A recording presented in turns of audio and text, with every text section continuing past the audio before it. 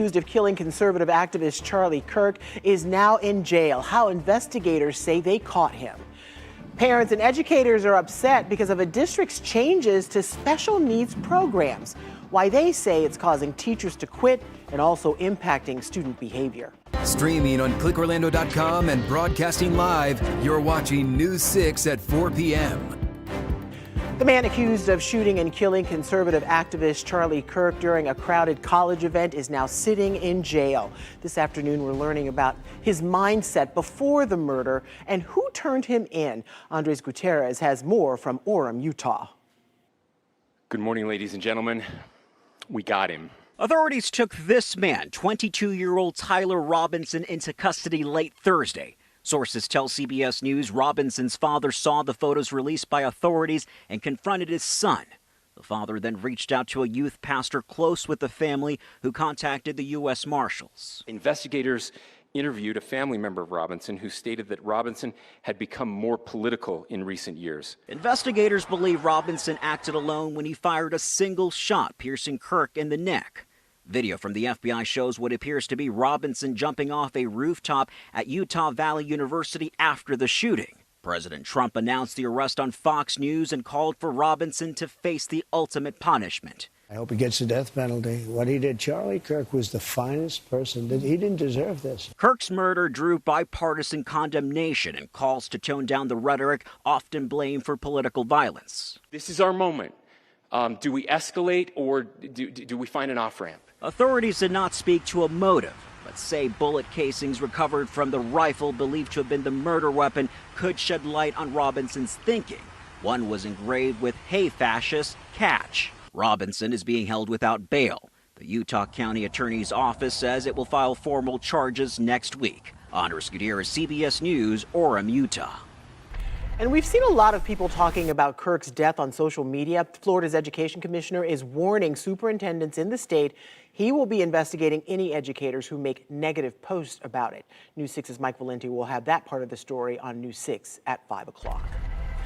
Taking a live look now at our camera. This is in Daytona Beach. We're tracking a few more downpours before more comfortable weather settles in this weekend. We have been waiting for this. Meteorologist Jonathan Kegas joins us now with what we need to know. Jonathan. Yeah, and you saw the dark clouds off in the distance here. That is all of this that we are watching coming in off the Atlantic. We talked yesterday that the best opportunity for rain today about this time along and southeast of I-4 and then right up and down the I-95 corridor. So take you closer into Oak Hill. We have some thunder and lightning mainly out over the Atlantic. Most of the lightning should fizzle out as it tries to work its way on shore, but certainly the rain is working through into parts of Bethune Beach, Edgewater, New Smyrna Beach on the south side of town. Good afternoon as we're watching all this rain kind of push its way south into the west as a weak area of low pressure develops off the coast of Florida. We'll take you back towards Orange County, Bithlo, and Christmas. Just a very light shower right now pushing through. Also in parts of East Orange County, we're watching that. Let me take you further into West Orange County, closer to Lake Apopka. Downtown Apopka, we have a couple of showers pushing into town. Montverde, Mineola, Claremont. Darker red showing up over town. No lightning associated with that, but a pretty healthy downpour. And again, we're going to keep that theme of along and about southeast of I-4 for the rest of the evening. We're at 82 right now in Oviedo, 81 in New Smyrna Beach. Again, for the rest of the evening, again, doing a little dodging tonight for high school football, again, especially in those areas. Rain chances by 7 o'clock at about 30%, 20% by 9. We'll keep 20% by 11 o'clock. And I think tomorrow morning, could also wake up to some downpours right along the coast. I'll show you exactly what I'm talking about and show you the drier air coming in for your weekend, Ginger, coming up at about 4:17. Sounds good, Jonathan. Thank you. Classes are now back in session at Bethune-Cookman University in Daytona Beach. Yesterday, several historically black colleges and universities across the country were on lockdown because of a threat. Your Volusia County community correspondent Angie Casada was on campus at Bethune-Cookman University when students got the all clear this morning. After more than 12 hours of uncertainty, Bethune-Cookman University students are finally breathing a sigh of relief. Early Friday morning, the school lifted its lockdown and stay-in-place order. one that was issued following a nationwide threat targeting several HBCUs. When I got that email, they didn't specifically say it was a threat. It was more like it was a lockdown. Sophomore Kamari Bickley, like many students aware of recent threats, immediately feared the worst. So when I was thinking, I thought there was a shooter on the campus, and I was freaking out really, really bad because at that time I was getting ready for my class. But a few minutes later, they sent an email saying that it was a threat. It's been concerning a little bit, like not letting us look out the windows or not being on our phones. It's just been overwhelming and stressful. Campus leaders sent out multiple emails and text alerts overnight, urging students to stay inside until it was safe. I've heard that we gotten a few emails in between from our president. So I think in terms of response, I think it was a very good response time. No threat was ever found on campus or at any other university. For now, Bethune-Cookman will return to normal operations while keeping security in place. Students tell me while the lockdown was stressful, today they're grateful to be back in class, and they say the quick communication from the school gave them peace of mind. Reporting in Daytona Beach, I'm your Volusia County community correspondent Angie Casada, News 6. Investigators say a man shot and killed a woman, then took his own life inside an Orange County apartment. We reported on this as breaking news this morning. The shooting happened at Lake Sherwood Apartments off of Popka Vineland Road at around 5:30 this morning. Investigators say when they got to the scene, they found a woman in her 30s and a man in his 40s dead. Deputies say the shooting was domestic and the investigation is ongoing. The man convicted of killing a pastor's wife has filed a motion to withdraw his guilty plea.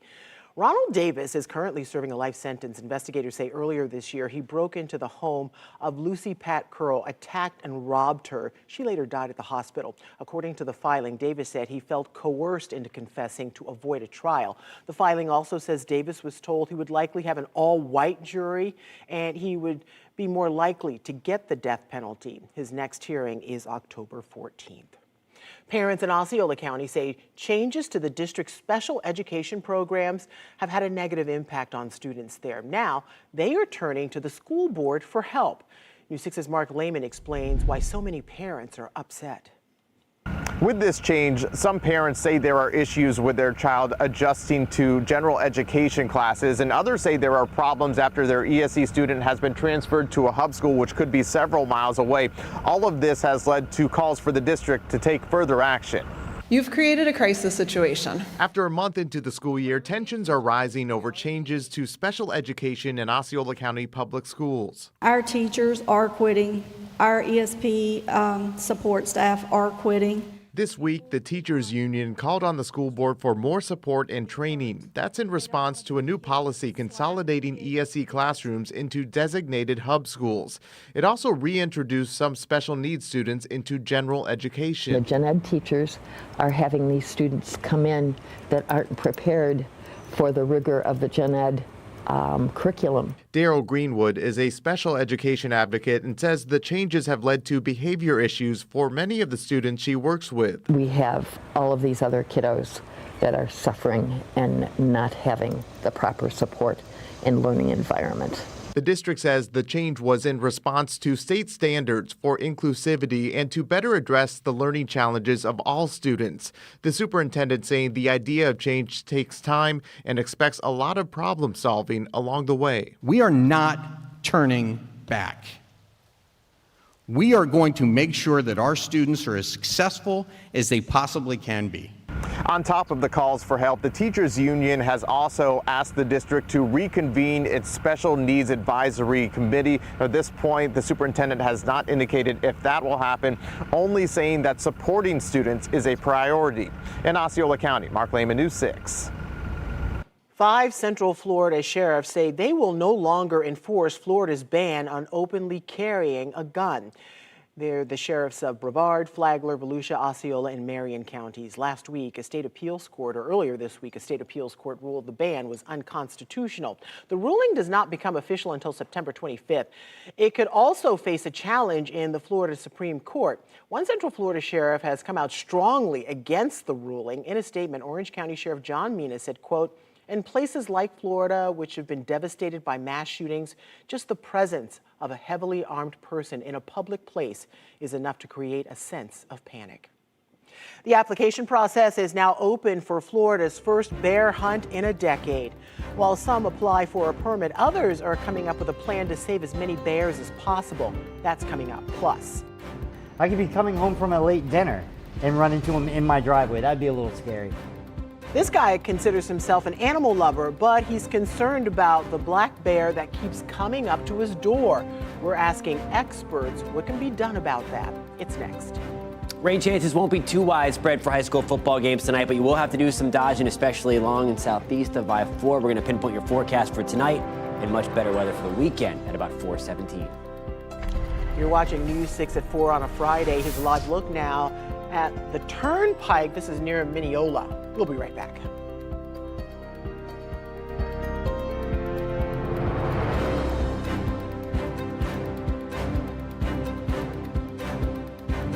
News 6 Insider is sponsored by Orange County Library System.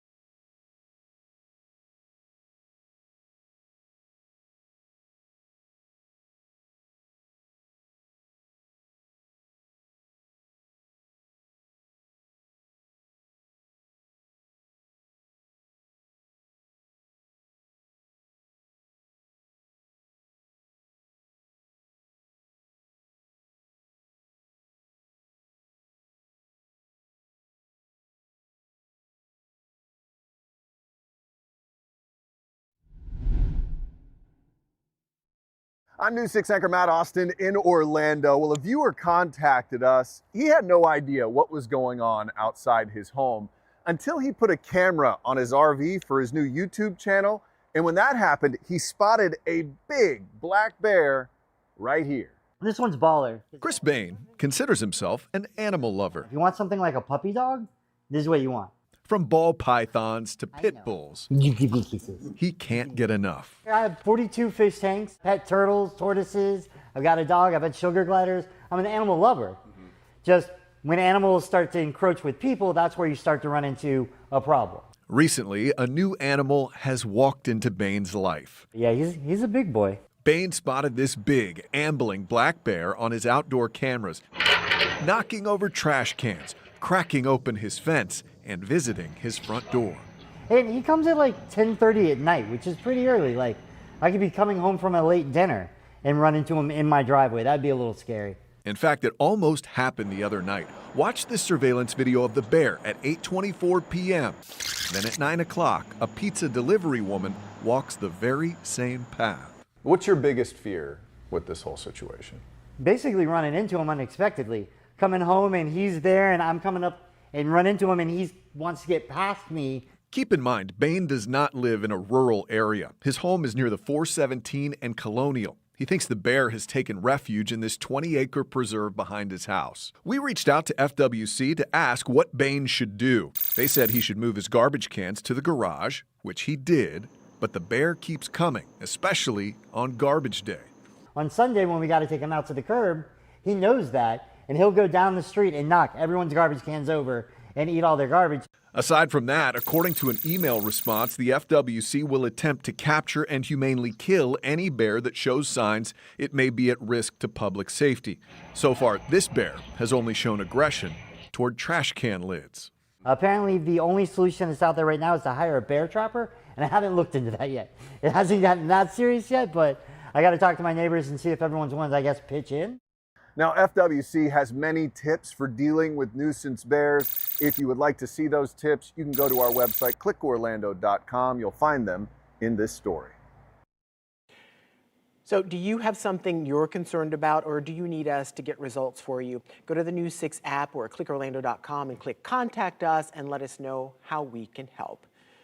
All right, turning now to our forecast. Jonathan Kegas joins us. And Jonathan, I hope they can just relocate the bear without having to kill it. That'd be awesome. Yeah, it would be the perfect solution, right? He doesn't know. He's going where the food supply is. That's right. It's the garbage can, so he's pretty smart. Seems only aggressive to the garbage can for sure. He knows what's in there for sure. Exactly. How's the weekend looking? It's looking pretty good. We are also going to do a little dodging in terms of the downpours over the weekend, but most of us are going to be on the drier side. I think we'll still have to be mindful of a couple of downpours tonight if we're heading to high school football games. And by the way, this is the perfect time to download the free News 6 weather app. If you're heading outside of those games, you get notification when rain is nearby, certainly when lightning is nearby. The good news is I'm not anticipating a ton of lightning. There will be a few, and the best opportunity for a few lightning strikes will be right along the coast as the beefier storms move in from the Atlantic. The trend will be for these storms to fizzle out, though, as they push further inland, just like what we have here going on in West Orange County. Good evening in Ocoee. On the west side of town, we do have some downpours. If you're driving up the 429, say from Winter Garden to Apopka tonight, maybe a few sprinkles on the windshield, but most of the heavier stuff, relatively speaking anyway. Closer to us in Montverde, if you would be heading up the turnpike through Lake County this evening, Claremont, Mineola, some light rain, especially on the south side of town in Claremont tonight. That's where we're watching the heavier stuff. We'll zoom things back out over the attractions. We have some downpours pushing towards Champions Gate as well. Kissimmee, we're dry now. Watching on the north side of town, some light rain developing. That will continue to push south into downtown over the next 20 to 30 minutes. The rest of your evening, again, the main theme tonight and really for the weekend is along and southeast of I-4. We were talking about this yesterday, and then right along the I-95 corridor for those storms to kind of bubble up. So I'm optimistic that most of the high school football games tonight are okay. The ones that are going to be compromised by a few downpours will be, again, closer to the Atlantic coast and then right along to the south and east of I-4. But even then, rain chances are about 30%. 6 o'clock tomorrow morning. Don't be surprised if there are downpours right along the coast. We're still keeping that breeze off of the Atlantic, so there might be some rain to start your Saturday along the coast. Everywhere else, we should be on the drier side. Getting into tomorrow, same deal. The higher rain chances to the coast. Pretty much non-existent, though, back to the 75 corridor. You see hardly even any clouds for us the further west you are of I-4. Things are looking pretty good as a whole through Central Florida tomorrow, with rain chances only at about 30% and the humidity starting to tick back a little bit as we get into Saturday evening, tomorrow evening. There's a live look in Daytona Beach. We're watching that kind of shield of heavy rain slide through. Again, a lot of that's going to fizzle out as it pushes onto the coastline. Live look again in Daytona Beach with those darker clouds out there. Air temperatures in the low 80s. It's a bit breezy out of the northeast at about 15 to 20 miles an hour. We have gusts pushing that 20 to 25 mile per hour ballpark. Jones at Edgewater tonight, especially watching for a few scattered downpours this evening towards the game start time. Optimistic, though, that those rain chances back off. Not completely zero, but only 20% for a quick-hitting shower towards that 8, 9 o'clock hour. So just have the umbrella handy, but I don't think you're going to need it too much just at the beginning, possibly. 80 degrees in Oviedo right now. We're at 82 in Melbourne. Now here's a look at your forecast. Your forecast is sponsored by Renewal by Anderson. Temperatures tomorrow get back into the mid-80s, rain chances back to 30%, and they are mainly going to focus right along the coast for tomorrow. Those tick down even further on Sunday, just a few coastal showers possible. 87 degrees, and again, I think a lot of us are waking up right around 70, if not even the upper 60s. You're going to feel the comfort going up, especially Saturday evening, and then when you wake up on Sunday morning, and that theme is going to hold true for the first couple of days of the work week anyway. Certainly we're on the drier side, but feeling pretty good, all things considered, Ginger, for the middle of September. That is for sure. Jonathan, thank you. Florida's first bear hunt in a decade will happen this December, and now you can apply for a permit to be a part of it. But not everyone applying will use that permit if they get it. We're going to use every effort to save as many bears as possible. What animal rights groups are doing to try and cut down on the number of bears killed. This is a live look now over downtown Orlando from our Light Orlando Delivering Hope camera. You're watching News 6. We'll be right back.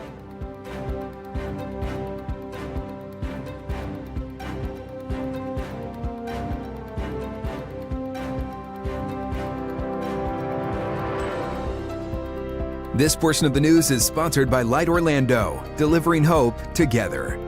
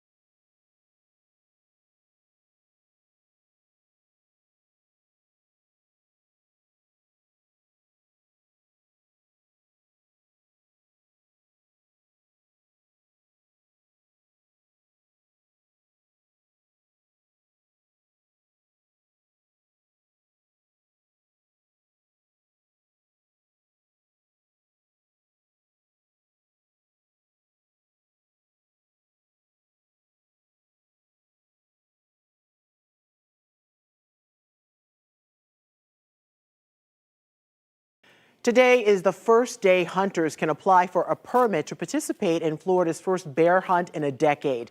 The hunt has sparked months of controversy. Florida's Fish and Wildlife Commission unanimously approved a 23-day hunt for December. Only 187 bears are allowed in that time frame, and here in Central Florida, 18 permits will be handed out. The commission says you can apply as many times as you want. You just have to pay the $5 fee each time. Selection is random. News 6's Catherine Silver spoke to an avid hunter about it. We have never seen a game species decline after it's been adopted as a game species. We've only seen them flourish. And there's no reason for us to expect that it's going to be any different for the Florida black bear. Now, people who are against the hunt say they will also be applying, and if they get the permit, they will not be using it. We are trying to get people to enter the lottery. This is our last resort, and we're going to use every effort to save as many bears as possible. You can submit applications for the regulated bear hunting season through 11:59 p.m. on September 22nd. We posted the details on how to apply for a permit in this story. You'll find it on clickorlando.com. Some new rules could be coming for e-bike riders here in Central Florida. A proposed crackdown in new ordinance here in Palm Coast on e-bikes is one step closer to approval. I'm Molly Reed. Coming up, we're going to break down the proposed ordinance and who would be affected. Central Florida is no stranger to storms, but this year there's a new law, new rules. If a storm were to hit, do we know what sort of support would be there? Federal government, we have absolutely no idea. In the middle of hurricane season, we're talking to Seminole County's emergency manager about disaster recovery and the uncertainty ahead.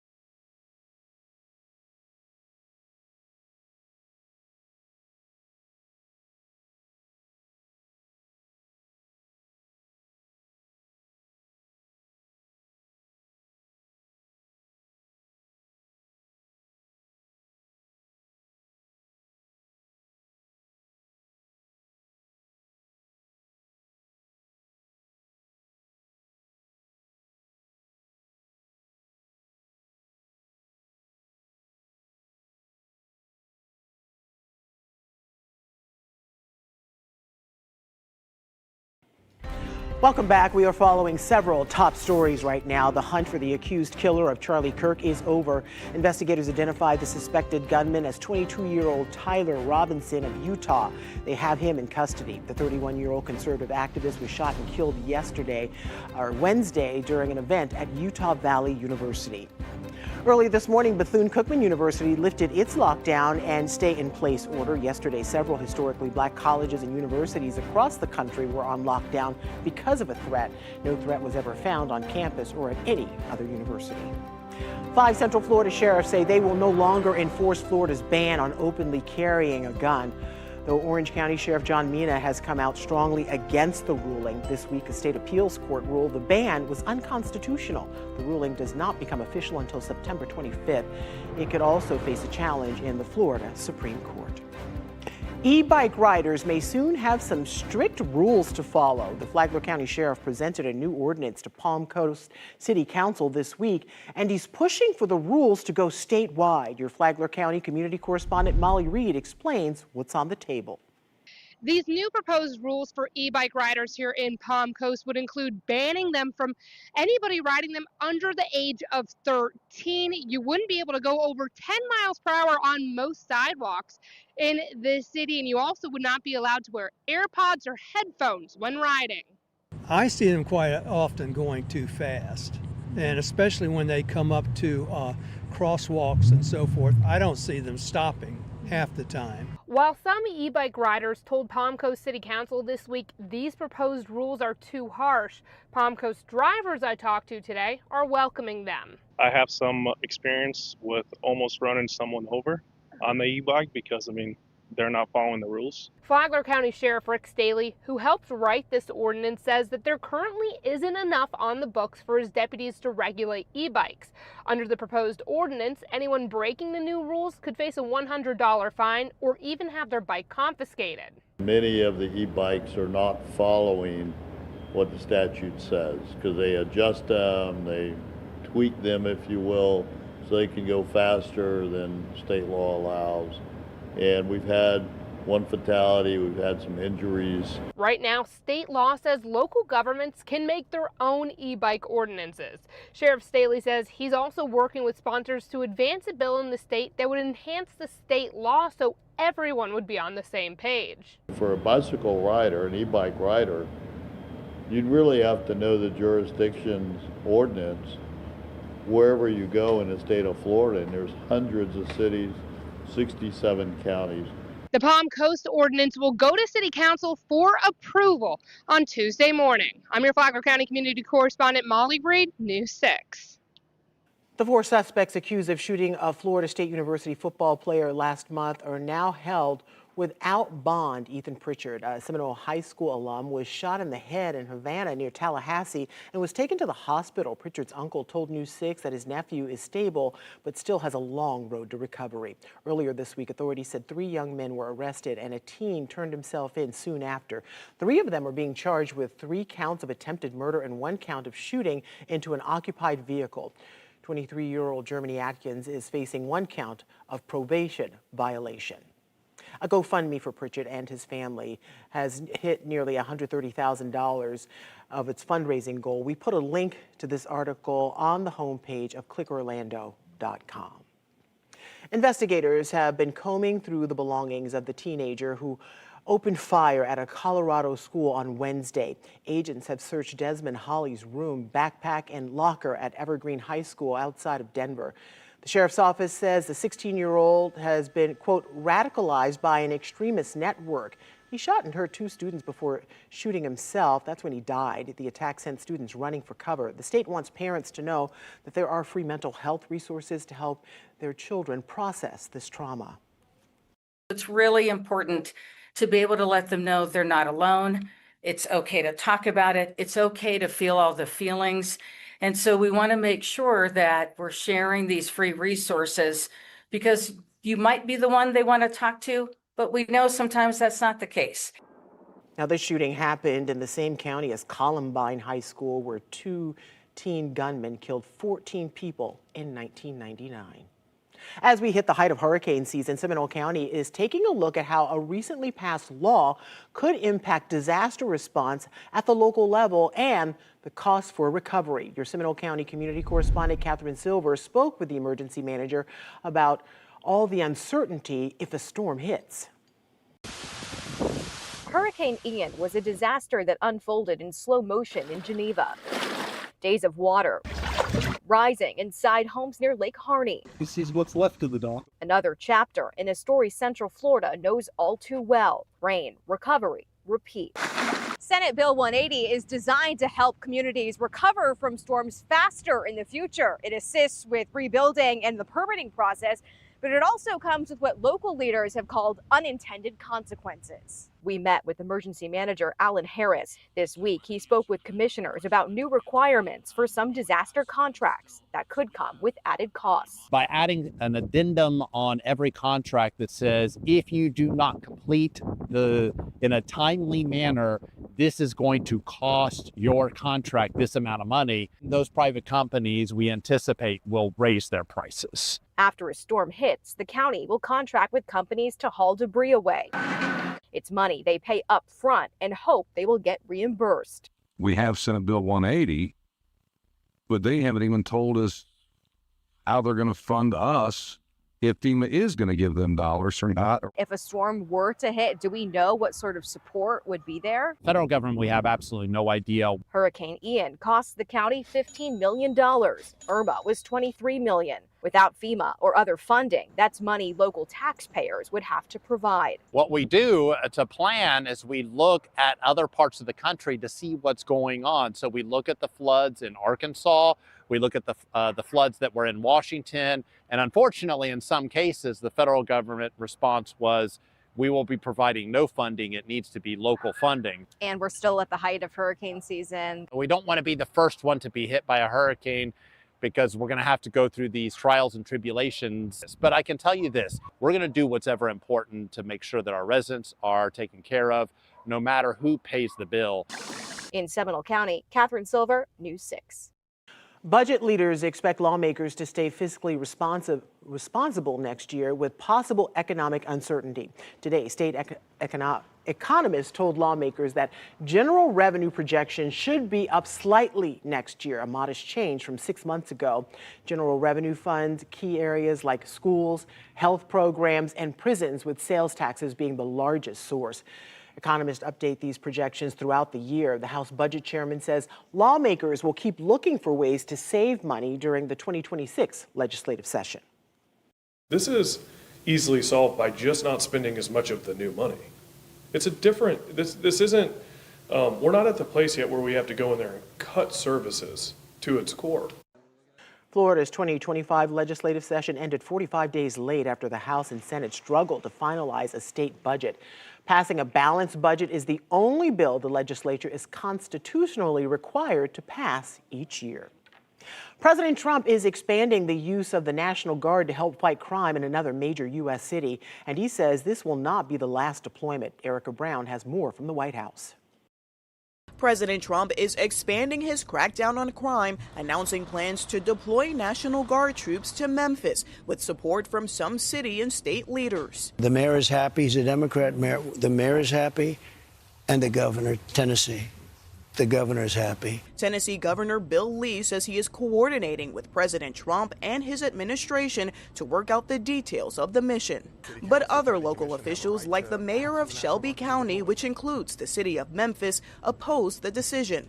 We know the governor also has a right to bring the National Guard to town, and so we're asking the governor to reconsider. Some Memphis residents say the move is politically motivated. I definitely think it's a Republican-driven ideal, especially in a majority black city.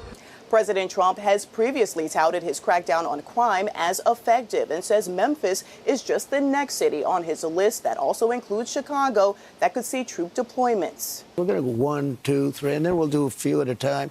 but we're going to straighten out the crime in these cities. The government has already increased a federal presence in the area as part of an immigration crackdown. Friday, an immigration and customs enforcement operation turned deadly. Officials say authorities working in a Chicago suburb shot and killed a suspect they say tried to ram his vehicle into the arrest team, dragging an officer with a car. The officer involved is in stable condition. ICE officials say activists and viral social media videos encouraging resistance to arrests undermine public safety. Erica Brown, CBS News, the White House. The 77th Annual Emmy Awards are on News 6 this Sunday, and you can expect it to celebrate the best and brightest in television. Emmy host and comedian Nate Bargatze is set to bring his family-friendly style to the Peacock Theater in Los Angeles. The 27 nominations, the dystopian Apple TV series Severance is likely to dominate the evening with stiff competition from HBO Max's medical series The Pit. 39 big names, including Catherine Zeta-Jones, Jude Law, and Kathy Bates, are part of the star-studded lineup of presenters. Emmy producers say the audience can also expect some nostalgic moments, including a tribute to some iconic shows. We've got a good Paradise moment with Sterling K. Brown and James Marsden, but we also have a reunion of two actors from Grey's Anatomy celebrating 20 years. Now, to keep the winners from going over with their allotted time, Bargatze says he's donating $100,000 to the Boys and Girls Club of America. Good luck with that. So there's only one place to watch the Emmys. It's right here on News 6, Sunday night at 8 o'clock. Well, earlier this week, we told you how a woman jumped in to rescue an 11-year-old in a lake, even though that woman didn't know how to swim. Now the two are reuniting. I don't feel like I'm really a hero. I feel like if you see anybody in distress, help them. My heart just grew. Okay, we'll have the moments they saw each other again after that terrifying day. That's next. Just a couple of downpours out there tonight, doing a little dodging for high school football, especially along and southeast of I-4. We'll pinpoint where these guys are headed, and we'll have your forecast right on into your weekend at about 4:47. And as we head to break, we want to remind you to check out our primetime schedule on News 6 Plus. We have a new take on the day's news on News 6 tonight. That's at 9. Then go in depth as we track the tropics and answer your weather questions at 9:30. Then watch the late news an hour earlier. It's all tonight on News 6 Plus. Download our streaming app for free. Search WKMG in your smart TV's app store. It's also available on Roku, Apple TV, and Fire TV.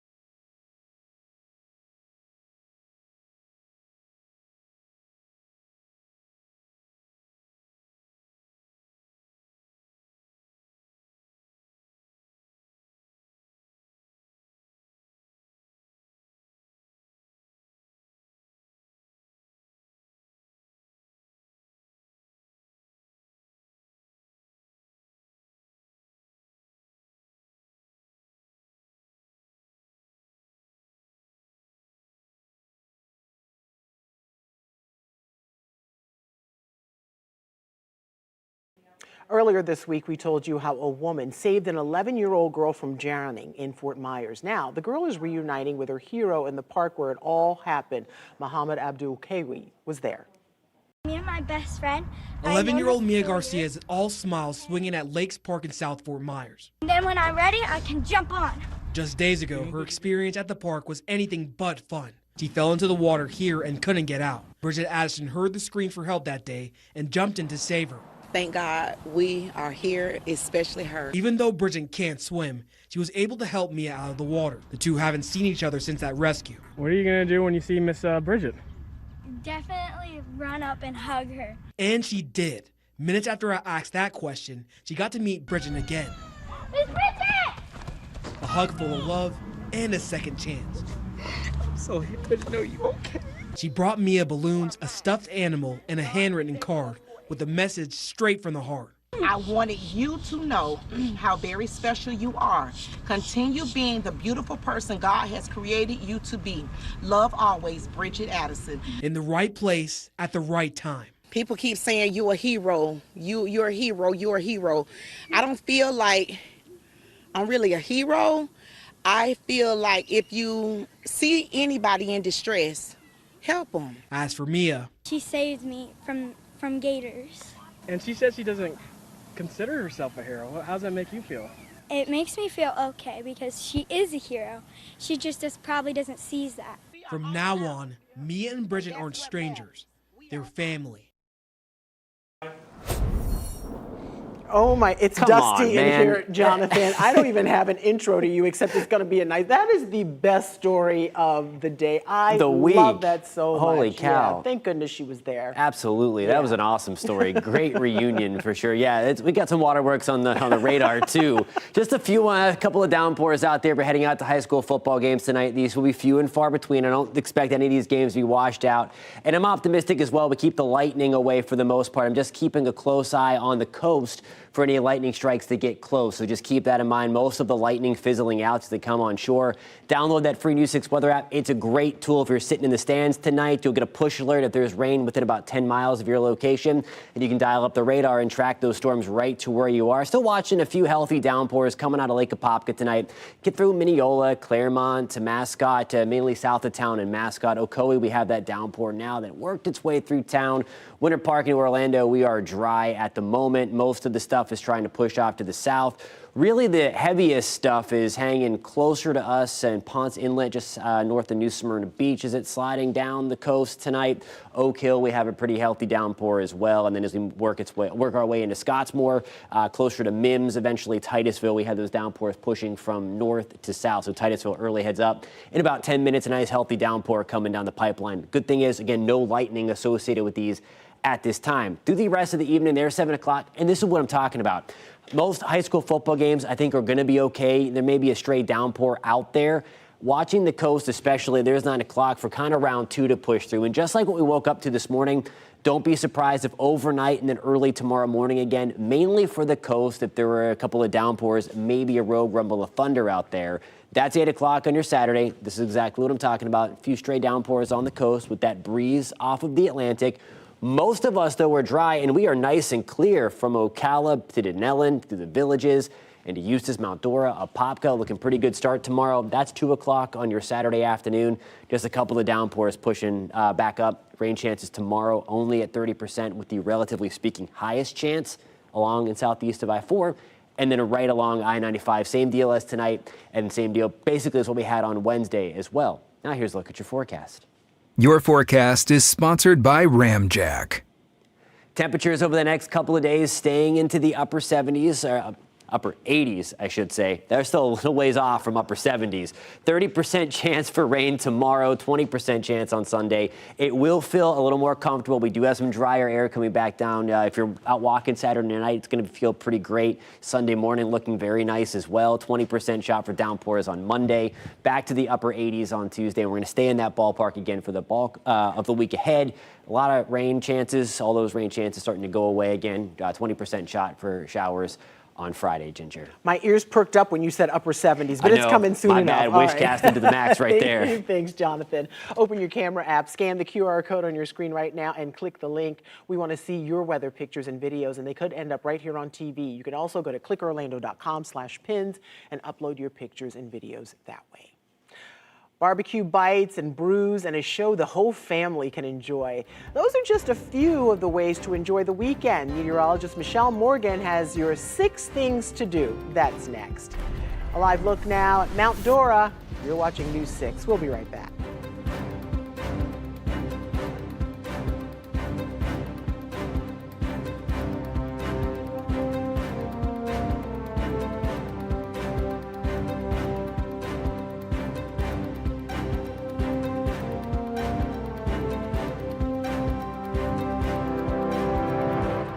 On Monday, a new show of support for Orlando's LGBTQ community. The very visual display being planned just days after another tribute to the Pulse shooting victims was erased. Plus, Candace will have your back to work forecast every 10 minutes. We'll see you for News 6 mornings starting at 6.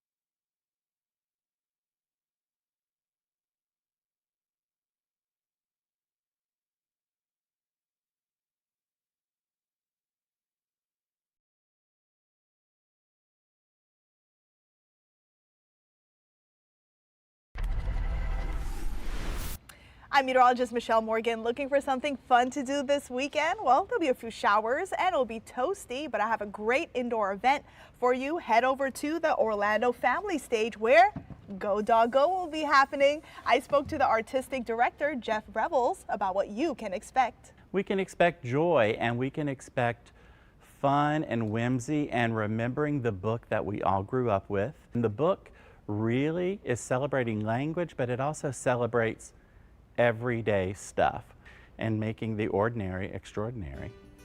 It runs every weekend through October 5th and tickets start at $20. Check out the Orlando Pen Show this weekend at the Florida Hotel and Conference Center.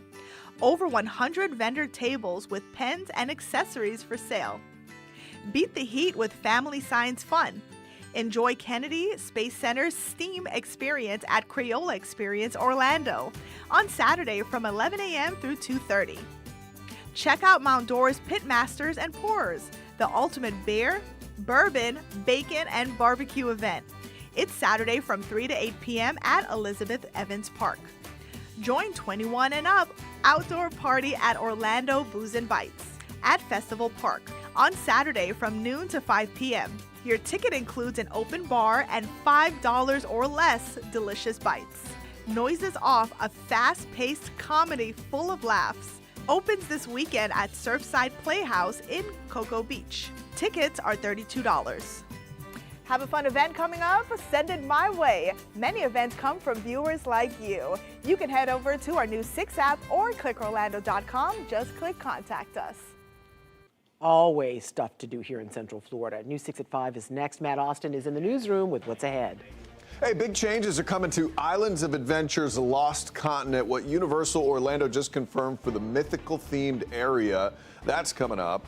And Florida's education commissioner is cracking down on social media posts after the assassination of Charlie Kirk. What this means for teachers and the growing debate over free speech. Your forecast is only minutes away. Don't forget you can stream all of our newscasts and live cameras like this one at Daytona Beach for free anytime on News 6 Plus.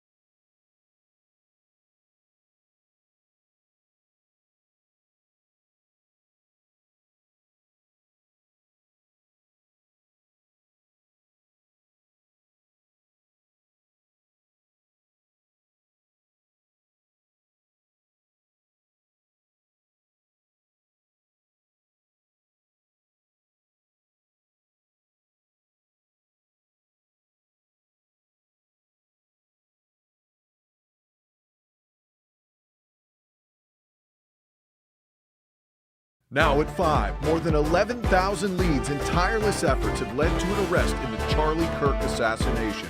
What we know about the suspect now in custody.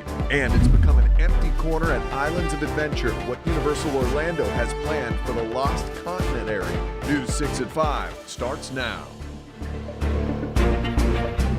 Well, the man accused of killing Charlie Kirk was being held at the Utah County Jail without bond tonight. Yeah, formal charges are expected to be released early next week. Good morning, ladies and gentlemen. We got him. After less than 33 hours and more than 11,000 leads called into the FBI, investigators announced the suspect in the Charlie Kirk shooting is in custody. A family member of Tyler Robinson reached out to a family friend who contacted the Washington County Sheriff's Office with information that Robinson had confessed to them or implied that he had committed the incident. According to the governor of Utah, suspect Tyler Robinson's family told investigators he became more political in recent years and criticized Kirk. In the conversation with another family member, Robinson mentioned Charlie Kirk was coming to UVU. They talked about why they didn't like him and the viewpoints that he had. The killing of the conservative activist is sending shockwaves through the political landscape. Lawmakers say they are on heightened alert. I think it's undeniable now that we've got to beef up security on every member. And many are calling for leaders to bring down the temperature on political rhetoric. We must come together. Our responsibility is to de-escalate this environment, to reduce the level of chaos that is at risk right now in this country. And tonight, the Ormond Beach community will come together to remember Charlie Kirk. At 7:30, you can meet at the Casements Park right near the beach and walk to Caseman Park across the bridge. Between 8 and 8:30, a candlelight vigil will take place, weather permitting. Organizers stress this is not a protest or political event. You are encouraged to bring your own candle. The Osceola County School District has launched an investigation. Administrators learned an employee's social media post about the Kirk shooting, and this comes a day after Florida's education commissioner warned superintendents in the state he would be investigating any educators who make, quote, disgusting comments about Kirk's killing. As Orlando community correspondent Mike Valenti explains, some are questioning the state's policing of speech. Just months into his new job, Education Commissioner Anastasios Kamoutsas is warning educators that their teaching certificates could be in jeopardy if they post, quote, despicable comments on social media regarding the horrific assassination of Charlie Kirk. In a memo with the subject line, Upholding Professional Conduct and Ethical Responsibilities, Kamoutsas said that he had learned some Florida educators were making such posts. He did not say how many teachers or posts he was referring to. Good morning and happy Friday. In a Facebook video posted Friday morning, Florida Education Association President Andrew Spar did not mention Kirk's assassination, but he did say that he's been reflecting on the events of the last few weeks. I think it's really important that, one, we're careful with what we say and what we post on social media. Social media is not our friend. But Spar also wanted to get across a second message. Two, we've got to stand up to those who are trying to silence educators, to those who are issuing threats and intimidation and doxing educators on social media and emails and in so many other forums. This week, the Clay County School District suspended a teacher who referenced Kirk's death in a post.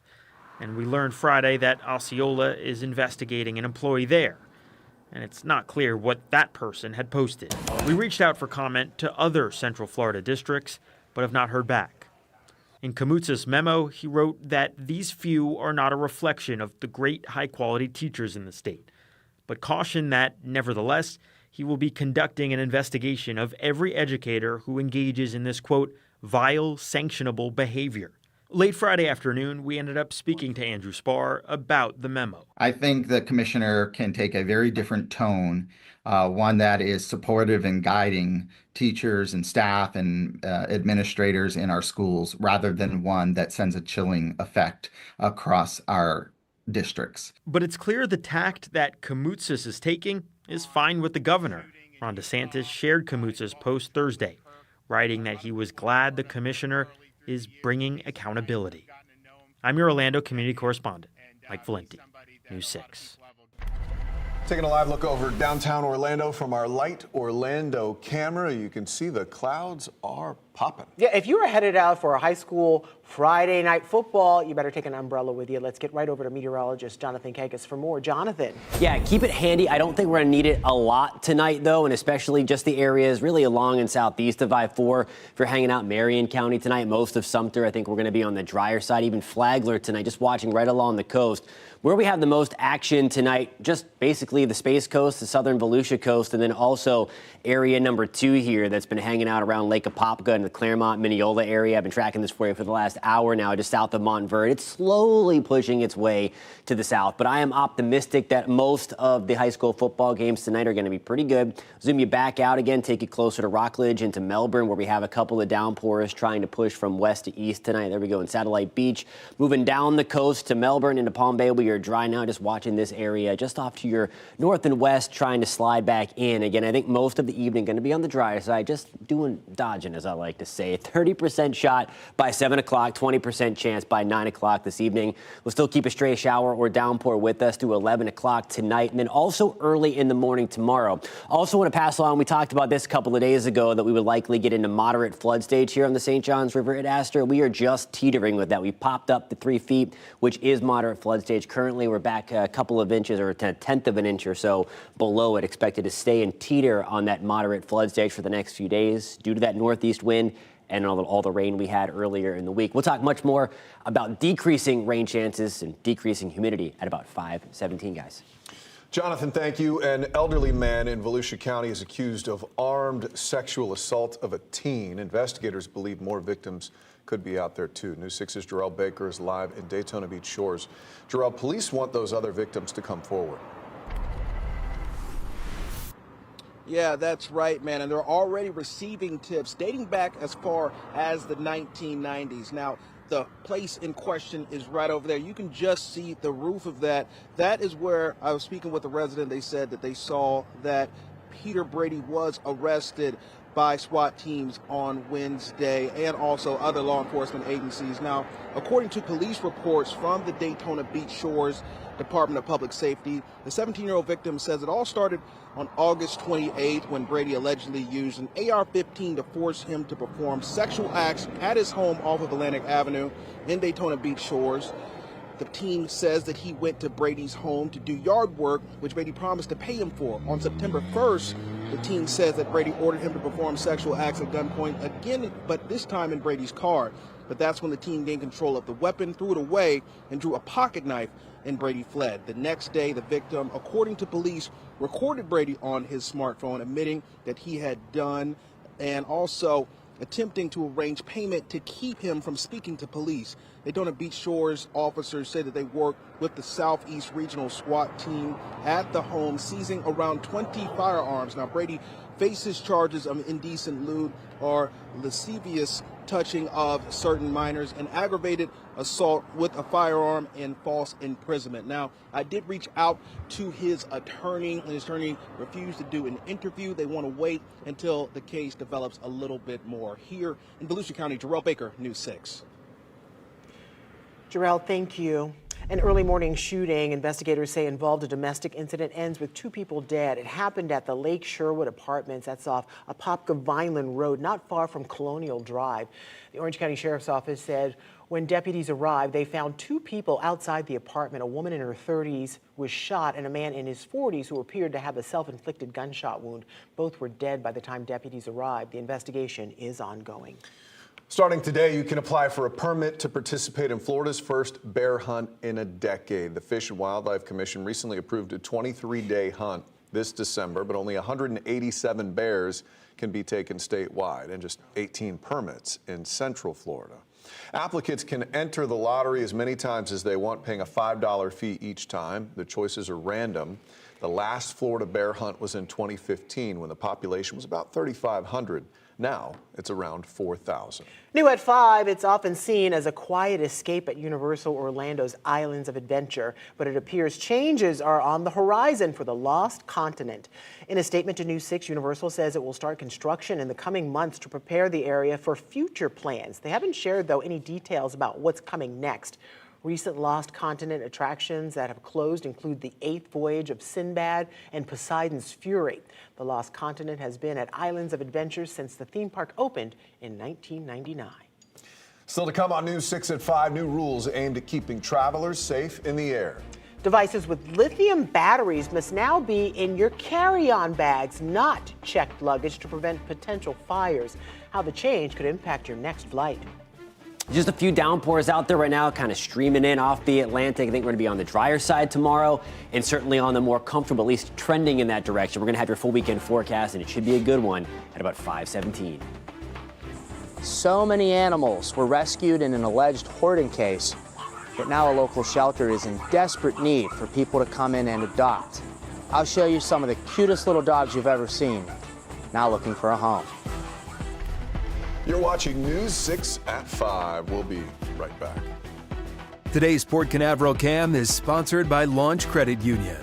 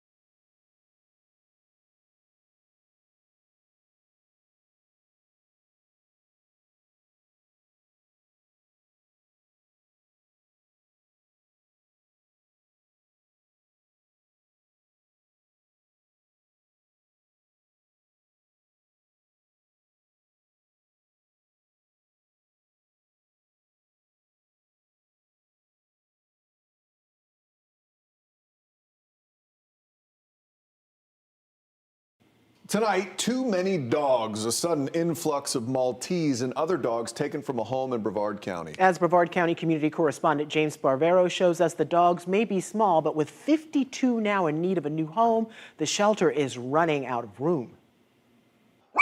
As you can obviously hear, I'm in a room with 13 Malteses. And now the SPCA once again needs your help to come and adopt them. Well, Shelby Hicks can tell you these dogs make excellent watchdogs. The little ones seem to do that all the time. Shelby, tell us, where did these dogs come from? So earlier last week, we got a call from Brevard County Animal Services that they had a case of about 52 Maltese-type dogs, as well as other animals. 52? Yes, so it was a bunch. The owner passed away, so they stepped in and gave us a call, and they called other rescues in the area as well. And we were able to take in 14, as well as a mom with puppies. And I have always seen people in the North Brevard community step in, help you when you need it. You're already getting adoptions? Yes, we've already got at least one adoption today, so super exciting. And we know as soon as the word gets out that these dogs are available for adoption, they're going to fly out the door. Fly out the door, because from a breeder, people would pay top dollar for a dog like a purebred Maltese, right? Yes, and we don't know 100% if they are purebred or not, but they're definitely the smaller dogs. They tend to get adopted faster. Has this case challenged you now with space? Yes, right now we are full, and we're actually running a special right now that all pets over 7 months old that are available for adoption, they are $7 until the 19th. All right, it's a great deal, everybody, and some beautiful, loving dogs in the building. We have the right number to reach the SPCA if you're interested on clickorlando.com. In Titusville, Brevard County, I'm your community correspondent, James Sparvero. News 6. I'll take 10. I know you will. Oh my gosh. Cute little things. So cute. Yeah, Loud I think that, yeah, they will find great homes in the they'll get community, adopted for out. sure. I am sure of it. All right, let's get you over to meteorologist Jonathan Kegas. The coast has been busy lately. A couple of different areas, right? Yeah, just a few areas out there, especially the coast, as you mentioned it. We've been really the unlucky ones over the past few week as we've been watching these downpours come in off the Atlantic, and that's where we have the most of them tonight. We're also watching kind of cluster number 2 here that's drifting southward through southern Lake County into West Orange County, south of Lake Apopka, Claremont. We are drying things out. Same for us in Ocoee and Montverde. We're on the drier side as well. A Mascot and a Mineola, we are working to dry things out as well. Oakland, good evening in Winter Garden as well. Watching a few showers taper off tonight. And I think we are going to be on the drier side tonight. A lot of big high school football games, especially through parts of Orange County tonight. I'll be watching that for you guys because really right along into the south and east of I-4, that's where we're going to be watching for a few flare-ups, if you will, of these showers and downpours. Best advice, download that free News 6 weather app. You'll get an alert, a push alert. If there's rain in your direction or your area, you can dial up the radar and see where they are. I am optimistic, though, that most of these are going to fizzle out by high school football time. Again, we have an extra about 2 hours to kick off, but we do have a few more downpours on the coast. That's going to be my concern for any kind of lingering rainfall through the evening. 6, 7 o'clock tonight, you see what happens here. There's 7 o'clock, and this is exactly what I'm talking about. Future radar showing a few more downpours right along I-95. Late tonight, even another push coming in. The breeze off of the Atlantic. We have an area of low pressure developing off of our coast, and you see what happens. A few more downpours, a stray rumble of thunder or two in that same general area along and southeast of I-4. And then right along I-95, we're on the drier side. That's 8 o'clock tomorrow morning. Through the I-75 corridor, really even west of Lake Apopka. Most of Lake County should be on the dry side the rest of tonight and into tomorrow. That's 2 o'clock on your Saturday. Just a few scattered downpours in the mix. Otherwise, rain chances at 30%, and I think you're going to notice the humidity coming down a smidge. It's nothing too crazy. Don't think it's window opening or anything like that. But if you like what you felt yesterday, I think we even crank it up a little bit more, the comfort level, as we get into Saturday night into Sunday. 87 degrees your high, rain chances at 30%. Again, I think by the evening especially, you'll notice things becoming a little less humid. Same deal on Sunday morning. It should feel very nice on Sunday morning. Rain chances at 20%, just a stray opportunity for a coastal shower. I think this breaks it down for you. Certainly, rain chances aren't completely zero in the blue and gray shaded colors, but this is where they're going to be relatively speaking the highest, where it's light green, and then it's really along the Space Coast up into Flagler County, and for us into Volusia County as well. Again, the closer to the I-95 corridor and Atlantic beaches you are, the higher opportunity, again, in a relative sense, still only 30% for a downpour or two this weekend. Live look in Daytona Beach. You see the gray skies out there as the sky cam is pointed south towards that cluster of downpours moving through Brevard County. We're at 82 degrees right now, still a little breezy out there out of the north. At about 15 to 20 miles an hour. You see gusting at times to 20 to 25, give or take. Palm Coast, we have a gust just reported at 27 miles an hour. But you see the arrows, that's the wind direction off the Atlantic. And that is what is helping to generate these downpours that we'll have today and at times through the weekend. For that, here's a look at your pinpoint accurate forecast. Your forecast is sponsored by Payne Law. Temperatures over the next couple of days back to the upper 80s. Again, 30% shot for a few downpours on Saturday, 20% chance on Sunday. We're keeping things on the lower side in terms of rain chances early next week. In terms of the tropics, watching a wave come off. It has a moderate shot for development, but nothing to write home about there. This one should bend if it even develops at all. You see rain chances finally, guys, on the lower side for the week ahead. All right, Jonathan, thank you. Well, weather, food, travel, pets, we want to see all your photos. Scan the QR code on your screen right now. Click the link. Your photos could end up on TV. You could also go to clickorlando.com/pins, upload your pictures and videos that way. New TSA rules are shaking up how you pack your bag, the common item that needs to be put in your carry-on. That's coming up. Plus, finding Jenny a home. Trooper Steve on patrol spotlights a dog up for adoption. That's coming up. Your weekend evening traffic alert. Look, it looks like weather-wise we are in for a better weekend, but that just means we're going to ramp up some construction. So watch out over the weekend in our attractions area. Friday night, Saturday night, and Sunday night. Some major lane closures and, of course, the closure over out there on Champions Gate. Detour set up. Pay attention, please. Southbound portions of the Turnpike south of St. Cloud, Kissimmee Park area. You'll see those lane closures overnight as well. I'm Trooper Steve with your News 6 traffic alert. Drive safely. Have a great weekend. I'll catch you Monday morning. Here's a live look at downtown Orlando from our Light Orlando Delivering Hope camera.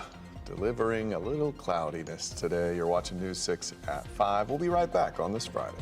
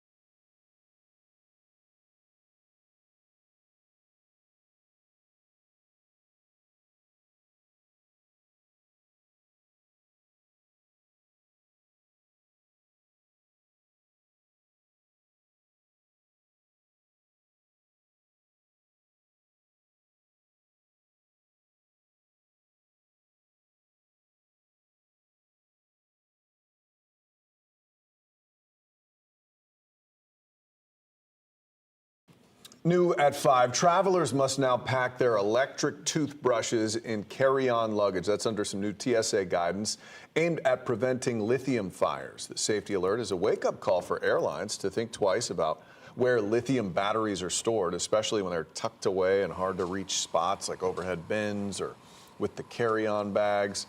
Now, lithium batteries can be found in cell phones, laptops, e-cigarettes, hearing aids, just to name a few things. And the agency says it's already tracked 50 confirmed incidents involving batteries so far this year. That was through August.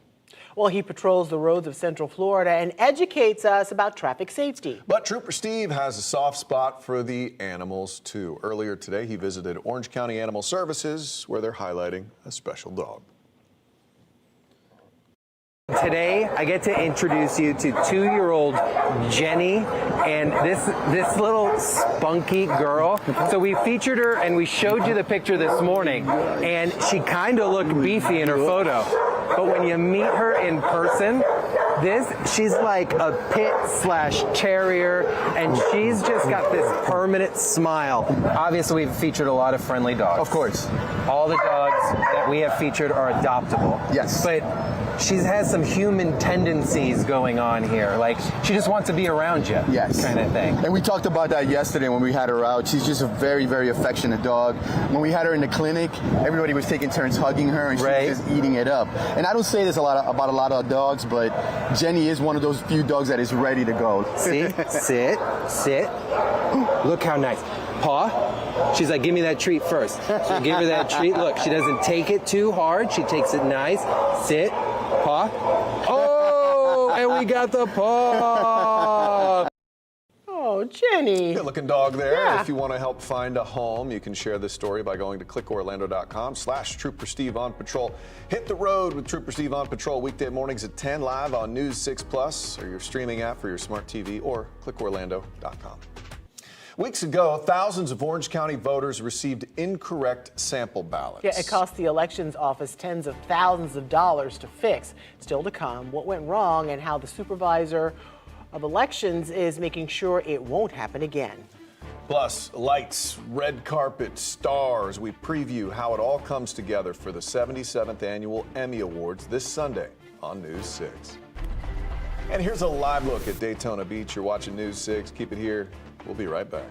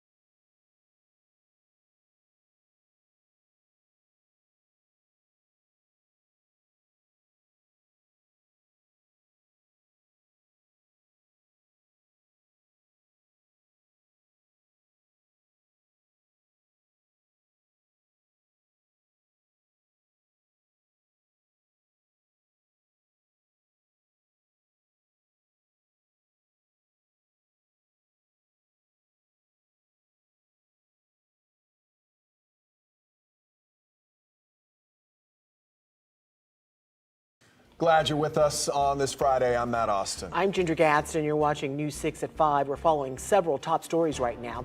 The Osceola County School District has launched an investigation into an employee over their social media post about Charlie Kirk's death.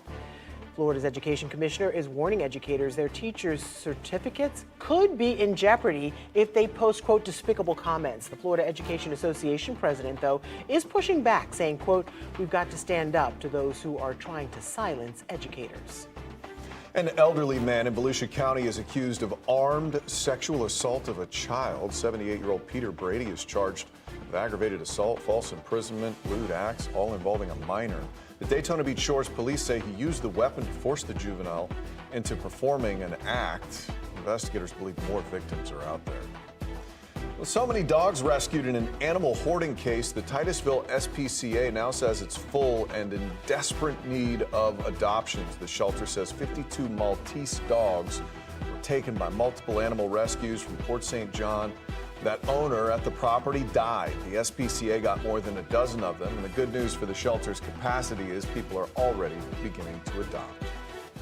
All right, let's take you outside for a live look now. This is over Daytona Beach. Look at those dark clouds looming in the background. Heavy-looking clouds out there. Meteorologist Jonathan Kagas has been tracking showers on the coast specifically tonight. Jonathan? That's right, guys. We're watching more come in, and this is the cell that we are looking at. Skycam pointed off to the south, and you see the lightning strikes with this. I'm optimistic that most of the lightning fizzles out before it comes on shore, but still close enough, too close for comfort if you're on the beach. Certainly, it's raining pretty heavily right now in New Smyrna Beach, closer to Edgewater. Bethune Beach, just some light rain, but I'm watching that one closely to make sure we keep that lightning out to sea. The trend would be for these storms to weaken as they come on shore and just basically be downpours. But again, that lightning a little too close, so I have my eye on that one. And that's really the only spot that I'm concerned with lightning if you're heading out to high school football games tonight. We do have some rain over Kennedy Space Center right now. From Mims into Titusville, it's on the lighter side as we head towards, head down I-95, closer to Port St. John into Sharps. This is in town right now. Sharps early heads up in about 15-20 minutes. We're going to have that rain inbound if you're looking to your north and west and see the skies getting a little darker. Same for us in Rockledge and Cocoa. We are dry right now. Melbourne, I was watching this downpour for you. It's fizzling out as it works out of Osceola County, staying just towards the north of us in Deer Park. Again, I'm mainly optimistic for the most part for high school football games tonight. Kick off about an hour and a half away, give or take. We're watching the downpours kind of leave us alone in southern Lake County. Right now, we'll have the hour-by-hour forecast for tonight and a look at a much drier, more comfortable weekend, guys, at about 5:47. Bring it on, sir. Well, News 6 has obtained records showing just how much a sample ballot mistake by the Orange County Supervisor of Elections actually cost us. Yeah, as we first reported in August, the supervisor put the wrong candidate's name on a sample ballot for nearly 90,000 voters. News 6's Laverne McGee reports. Even though we've known the winner of the special election for House District 40 is Rayshawn Young, today the Canvass Board met here at the Orange County Supervisor of Elections and certified the results. Now, we also today got a bunch of documents about the cost to correct that mistake. Remember, Rayshawn Young wasn't even on some of those sample ballot initial mailings. They had to pay to correct that.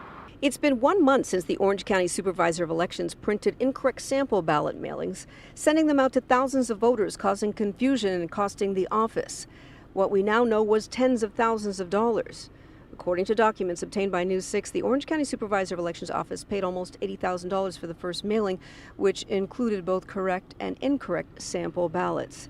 The reprinting and mailing of correct sample ballots cost another $30,000. This was the first major election for new Supervisor of Elections Karen Castor-Dental, so we wanted to ask her and her staff what steps they're taking to ensure this kind of error does not happen again. Do you have anything you'd like to say to taxpayers who may have been concerned? Just know that we have put in place other steps to make sure that these kind of mistakes don't happen again. And we had a very successful election, and I'm really proud of the team that we have here. So what was the total cost for the original mailers plus the new mailers plus the postage? Absolutely. So those two numbers combined were $112,000, or approximately $112,000. Does that seem like a lot for taxpayers have to pay for the error? It's absolutely a mistake that shouldn't have happened. So the initial mailing would have been a charge that we would have had to take on either way, mistake or not. It's a regulated mailings. So this $30,000 mistake is certainly something that we are taking accountability for and have rectified our procedures to not make it going forward. And as we told you, we literally just got these documents just before we went on air, so I'll continue to go through them to get any other information from them. Reporting in Orange County, Laverne McGee, News 6.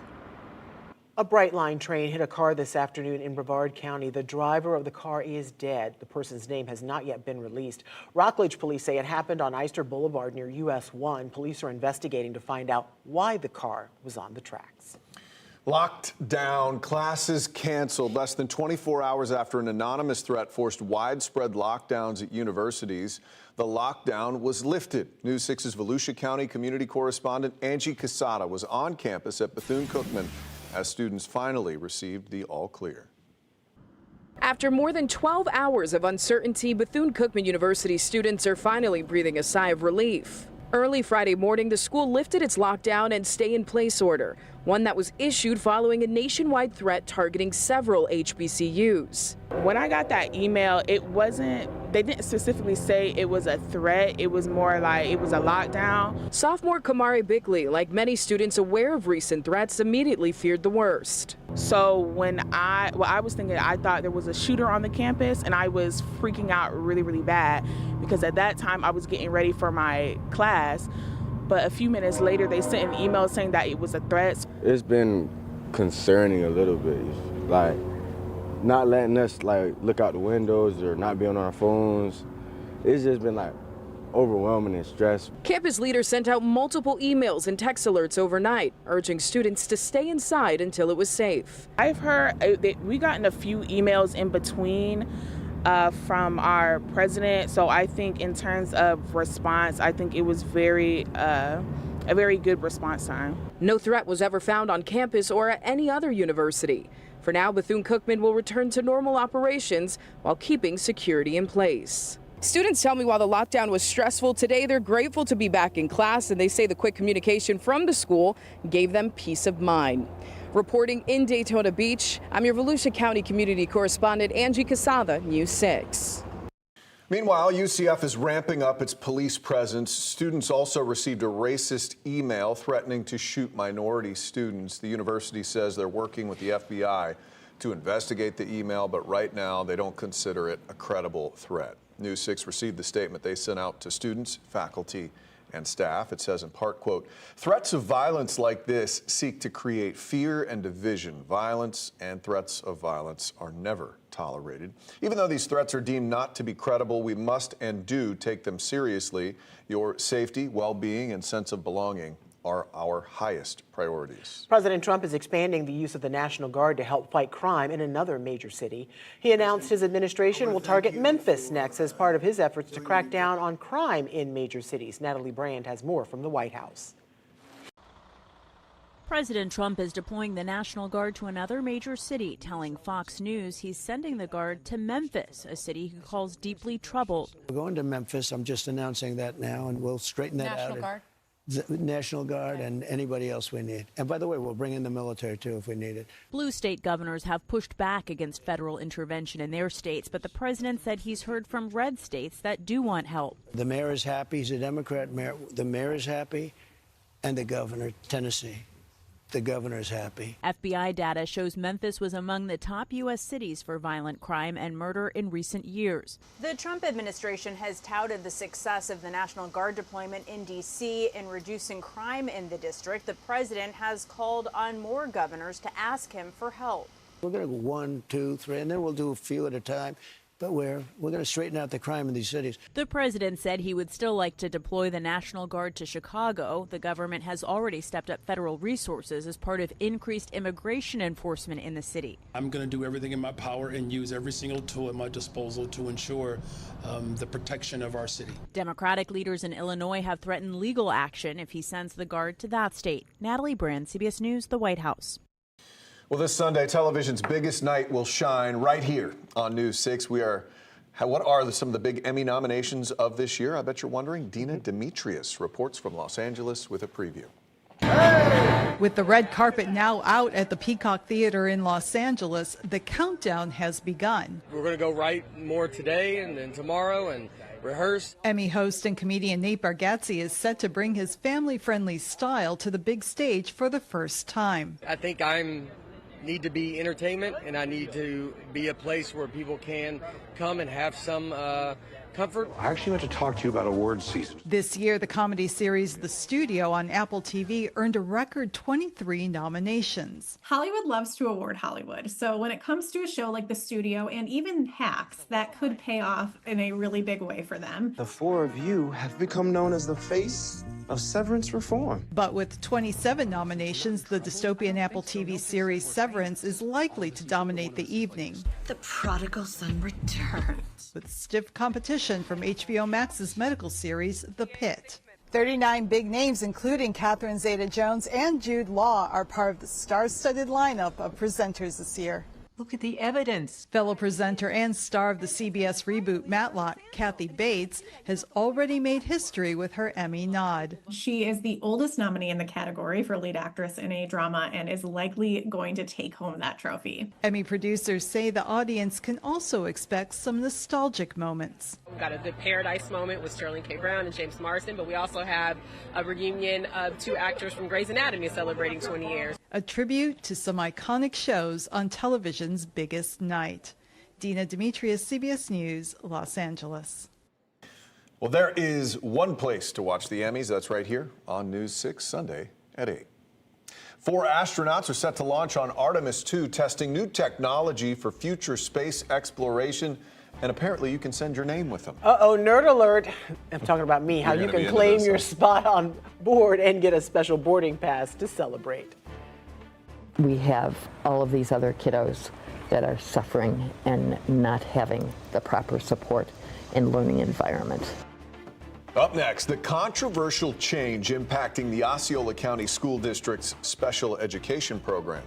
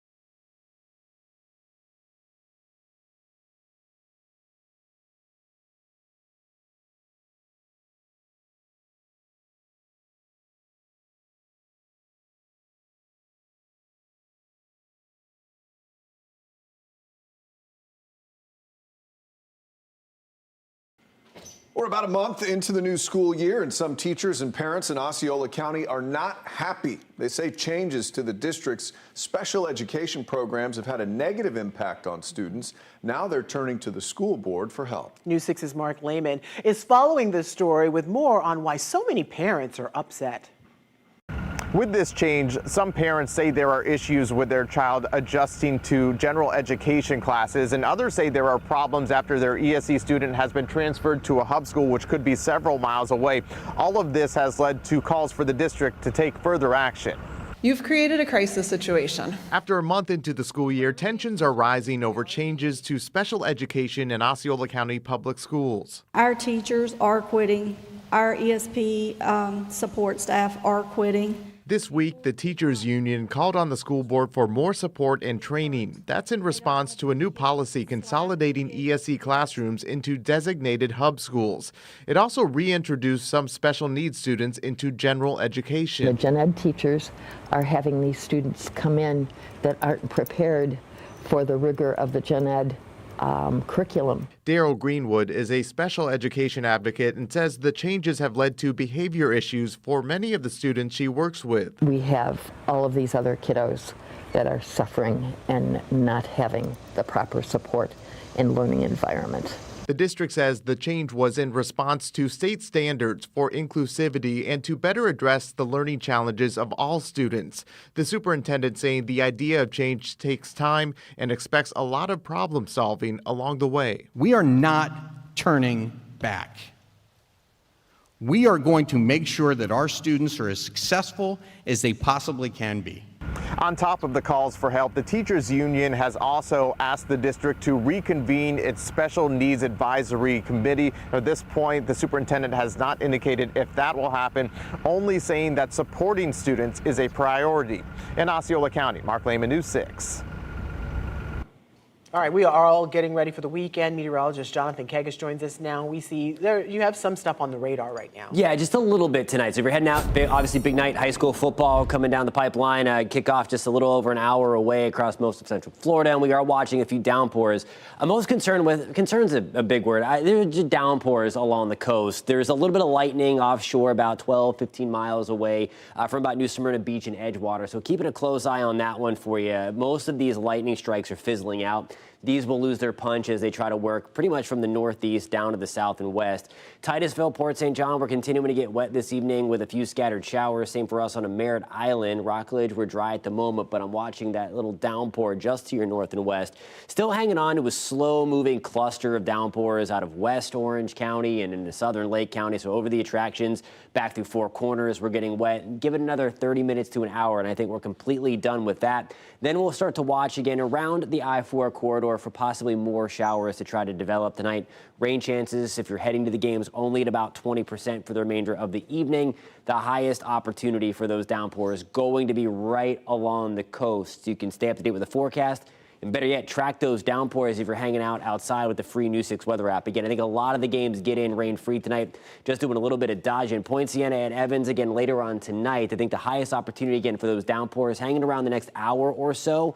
Back to the mid-70s by 8 o'clock, and you see those rain chances backing off to about 20%. So not completely zero for the second half of the game. However, I do think it's going to be hard to come by to see those downpours really try to push back through Central Florida. Here's a live look at downtown Orlando with our Light Orlando Delivering Hope Sky Cam. Certainly, we're going to keep the clouds around for most of us tonight. You see the gray skies there, 81 degrees under those mostly cloudy skies. The breeze out of the north and east at about 15 to 20 miles an hour this evening. We're at 79 in Titusville. We have the rain coming down in New Smyrna. We're at 77.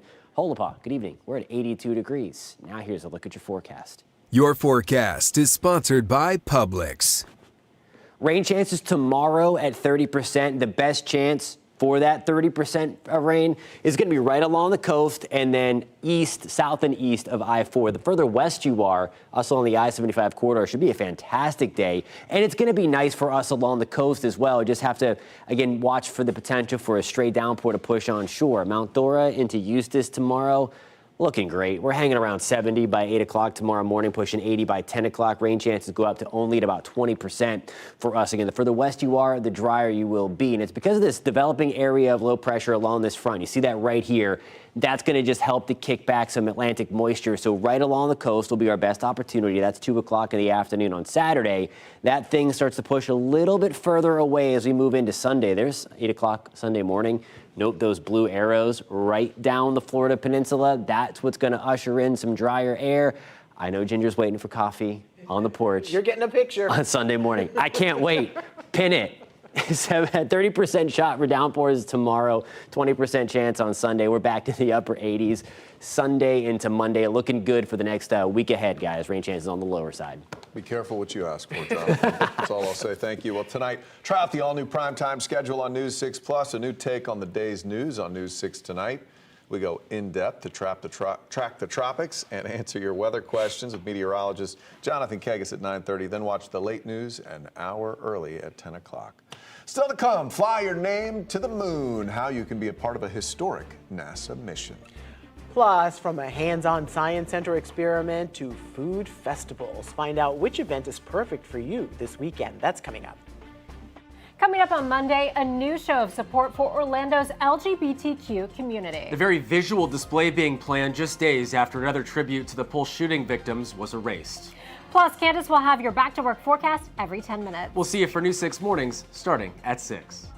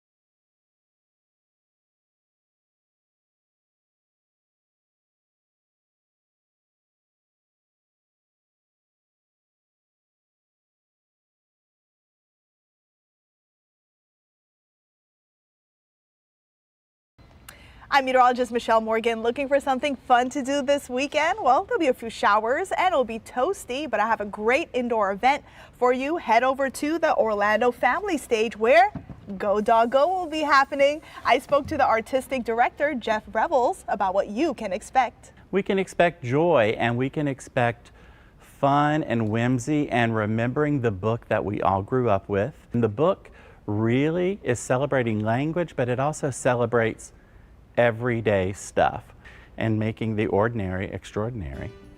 It runs every weekend through October 5th, and tickets start at $20. Check out the Orlando Pen Show this weekend at the Florida Hotel and Conference Center.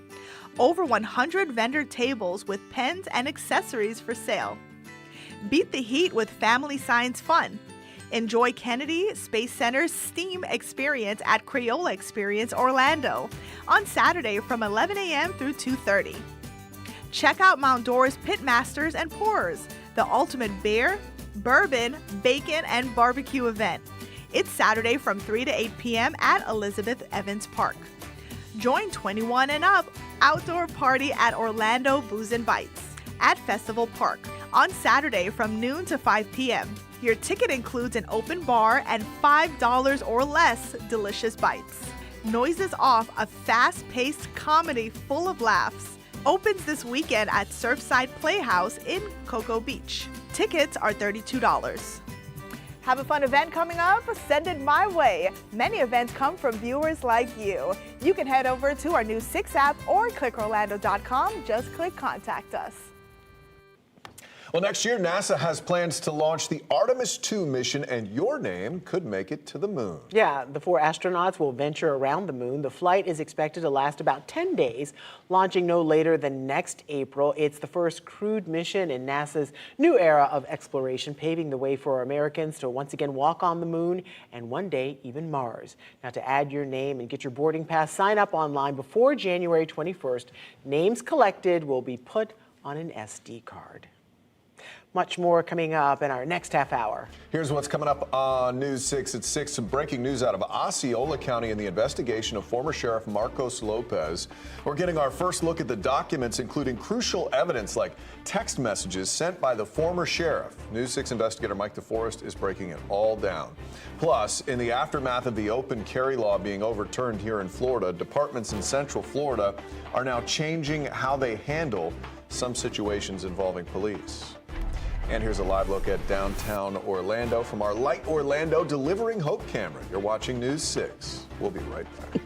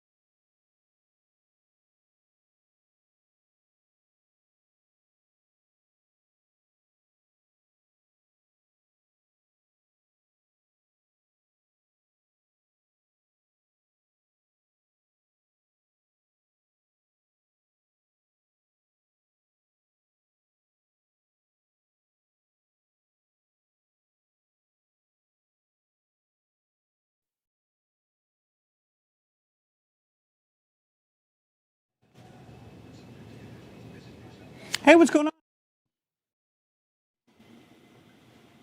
Yo.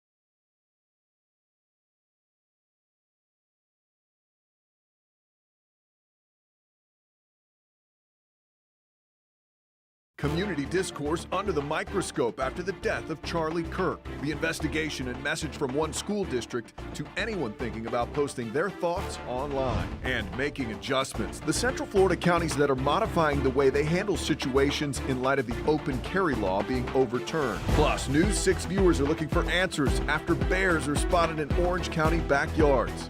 News 6 at 6 starts now. We begin with breaking news. We have some new documents detailing criminal allegations against suspended Osceola County Sheriff Marcos Lopez. Lopez and several other accomplices are accused of running an illegal gambling operation. The documents include pictures of the bags of cash that were allegedly generated over nearly 6 years. There are a lot of new details about this case. News 6 investigator Mike DeForest has covered this story from the beginning. He's in the newsroom. So, Mike, what have you learned? Well, Matt, we have just received more than 250 pages of records detailing just some of prosecution's case against suspended Osceola County Sheriff Marcos Lopez and his 5 co-defendants. Now, this involves accusations that they were all involved in a major illegal gambling operation. Now, of course, we just got this. We haven't had time to go through all of this yet, but I did want to show you one piece of evidence. Take a look at this. Among the documents are this text message between Marcos Lopez and Kissimmee businesswoman Ying Kate Zhang. Now, it was reportedly sent more than a year before Lopez was first elected sheriff of Osceola County. The text message reads, quote, "Kate, nothing to worry. No matter what the outcome is when I win, we start the first internet amusement cafe in Osceola County. You will be safe and not have anything to worry about because I will be your sheriff." Well, Lopez would eventually go on to be elected sheriff, not just once, but twice. But back in June, authorities arrested Lopez, and on the same day, the governor suspended him from office. Now, prosecutors say Lopez received more than $700,000 in payments as part of his role in that illegal gambling operation that allegedly expanded from Osceola County up to Lake County. Now, Lopez has denied any wrongdoing, and he has pleaded not guilty to racketeering charges. These documents here include photos of slot machines, you can see some right there, bags of cash, and financial ledgers, along with many, many more text messages. Now, we have just posted this entire document on our website, clickorlando.com. You can read it for yourself. Reporting live in the newsroom, Mike DeForest, News 6. Back to you, Matt. Wow, Mike, thank you. Well, right now, the Osceola County School District has launched an investigation after administrators learned of an employee's social media post about the shooting death of conservative activist Charlie Kirk. This comes a day after Florida's education commissioner warned superintendents in the state that he would be investigating any educators who make, quote, disgusting comments about Kirk's killing. As Orlando community correspondent Mike Valenti explains, some are questioning the state's policing of speech. Just months into his new job, Education Commissioner Anastasios Kamoutsas is warning educators that their teaching certificates could be in jeopardy if they post, quote, despicable comments on social media regarding the horrific assassination of Charlie Kirk. In a memo with the subject line, "Upholding Professional Conduct and Ethical Responsibilities," Kamoutsas said that he had learned some Florida educators were making such posts. He did not say how many teachers or posts he was referring to. Good morning and happy Friday. In a Facebook video posted Friday morning, Florida Education Association President Andrew Spar did not mention Kirk's assassination, but he did say that he's been reflecting on the events of the last few weeks. I think it's really important that, one, we're careful with what we say and what we post on social media. Social media is not our friend. But Spar also wanted to get across a second message. Two, we've got to stand up to those who are trying to silence educators, to those who are issuing threats and intimidation and doxing educators on social media and emails and in so many other forums. This week, the Clay County School District suspended a teacher who referenced Kirk's death in a post. And we learned Friday that Osceola is investigating an employee there. And it's not clear what that person had posted. We reached out for comment to other Central Florida districts, but have not heard back. In Kamoutsas' memo, he wrote that these few are not a reflection of the great high-quality teachers in the state, but cautioned that, nevertheless, he will be conducting an investigation of every educator who engages in this, quote, vile, sanctionable behavior, Late Friday afternoon, we ended up speaking to Andrew Spar about the memo. I think the commissioner can take a very different tone, one that is supportive and guiding teachers and staff and administrators in our schools, rather than one that sends a chilling effect across our districts. But it's clear the tact that Koumoutsas is taking is fine with the governor. Ron DeSantis shared Koumoutsas' post Thursday, writing that he was glad the commissioner is bringing accountability. I'm your Orlando community correspondent, Mike Valenti, News 6. Well, Charlie Kirk is being remembered here in Central Florida. A vigil is being held tonight in Ormond Beach. There's a walk beforehand that begins at 7:30 with a candlelight vigil at 8. The event organizer says it's not a protest or political. And tomorrow, another vigil is planned for 8:30 at Camping World, Claremont. We have a complete list of coverage on the death of Charlie Kirk, everything from the investigation by federal and state officials in Utah to the fallout and impact being felt across the country. It's all available at clickorlando.com. All right, let's get to your weather. Meteorologist Jonathan Keg is joining us now. Still some soggy stuff if you are out near the coast. That's right. Yeah, just a little bit of rain out there tonight. We're going to be watching this for the evening. Optimistic for most of the football games going on tonight. We're just watching areas right along I-4 and then to the southeast, including I-95. So that's going to be where we are the wettest tonight, or have the wettest potential, from about Palm Coast to Astor to the Villages, Ocala through Gainesville and most of Sumter County and Lake County. We're going to be on the drier side tonight. Again, just really watching a few areas. I'll put the radar into play mode here so you can see exactly what's going on. Everything's slowly pushing in from the northeast to the southwest, and we're going to keep the wettest to go around right along the coast tonight. So Port St. John, we were talking about you earlier. This is sliding down I-95, and now just on our doorstep in Rockledge. We'll take you hour by hour, and I'll show you the weekend forecast, which looks much, much better, Matt, as we've been talking about, coming up at about 6:17. Looking forward to that, Jonathan. Thank you. Well, 5 Central Florida sheriffs say they will no longer enforce Florida's ban on openly carrying a gun. They are Brevard, Flagler, Volusia, Osceola, and Marion counties. This week, a state appeals court ruled the ban unconstitutional. The ruling does not become official until September 25th. It could also face a challenge in the Florida Supreme Court. One Central Florida sheriff has come out strongly against the ruling. In a statement, Orange County Sheriff John Mina said in places like Florida, which have been devastated by mass shootings, just the presence of a heavily armed person in a public place is enough to create a sense of panic. Other departments are even adjusting the way they handle situations in light of the open carry law. Osceola County Sheriff Chris Blackman says, quote, "Our deputies will adjust enforcement practices accordingly." He continued on to say, "Our priority remains the safety of the public. Deputies will continue to respond to calls involving firearms, but investigations will focus on unlawful or dangerous behavior, not the presence of a legally carried weapon." We are reviewing our policies and providing updated guidance and training to deputies to ensure our response is consistent with both the court's decision and community safety. Now at 6, a judge has denied bond for the 4 suspects accused of shooting a Florida State University football player. Seminole County's Ethan Pritchard was shot 2 weeks ago. 3 young men and a teen are in custody facing charges tonight. A GoFundMe for the Pritchard family and has nearly hit its $130,000 fundraising goal. We put a link to this article on the homepage of clickorlando.com. 78-year-old man arrested in Daytona Beach shores accused of holding a 17-year-old at gunpoint and forcing them to perform sex acts. Police say they are already receiving tips about similar accusations dating back to the 90s. According to Daytona Beach Shores Department of Public Safety, Peter Brady used an AR-15 to force a 17-year-old victim to perform a sex act at his home off Atlantic Avenue. SWAT and police went to Brady's home, seizing about 20 guns. Brady faces charges of indecent, lewd, or lascivious touching of certain minors, aggravated assault with a firearm, and false imprisonment. Palm Coast e-bike riders may soon have some strict rules to follow. A new ordinance was presented by the Flagler County Sheriff to the Palm Coast City Council this week, and he plans on pushing for these rules to go statewide. News 6's Flagler County community correspondent Molly Reed breaks down what's on the table. These new proposed rules for e-bike riders here in Palm Coast would include banning them from anybody riding them under the age of 13. You wouldn't be able to go over 10 miles per hour on most sidewalks in this city, and you also would not be allowed to wear AirPods or headphones when riding.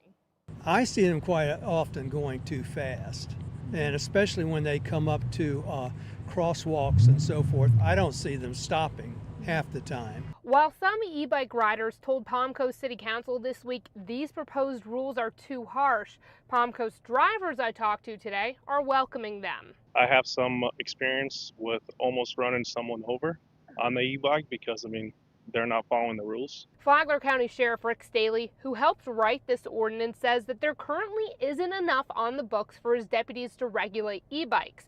Under the proposed ordinance, anyone breaking the new rules could face a $100 fine or even have their bike confiscated. Many of the e-bikes are not following what the statute says because they adjust them, they tweak them, if you will, so they can go faster than state law allows. And we've had one fatality, we've had some injuries. Right now, state law says local governments can make their own e-bike ordinances.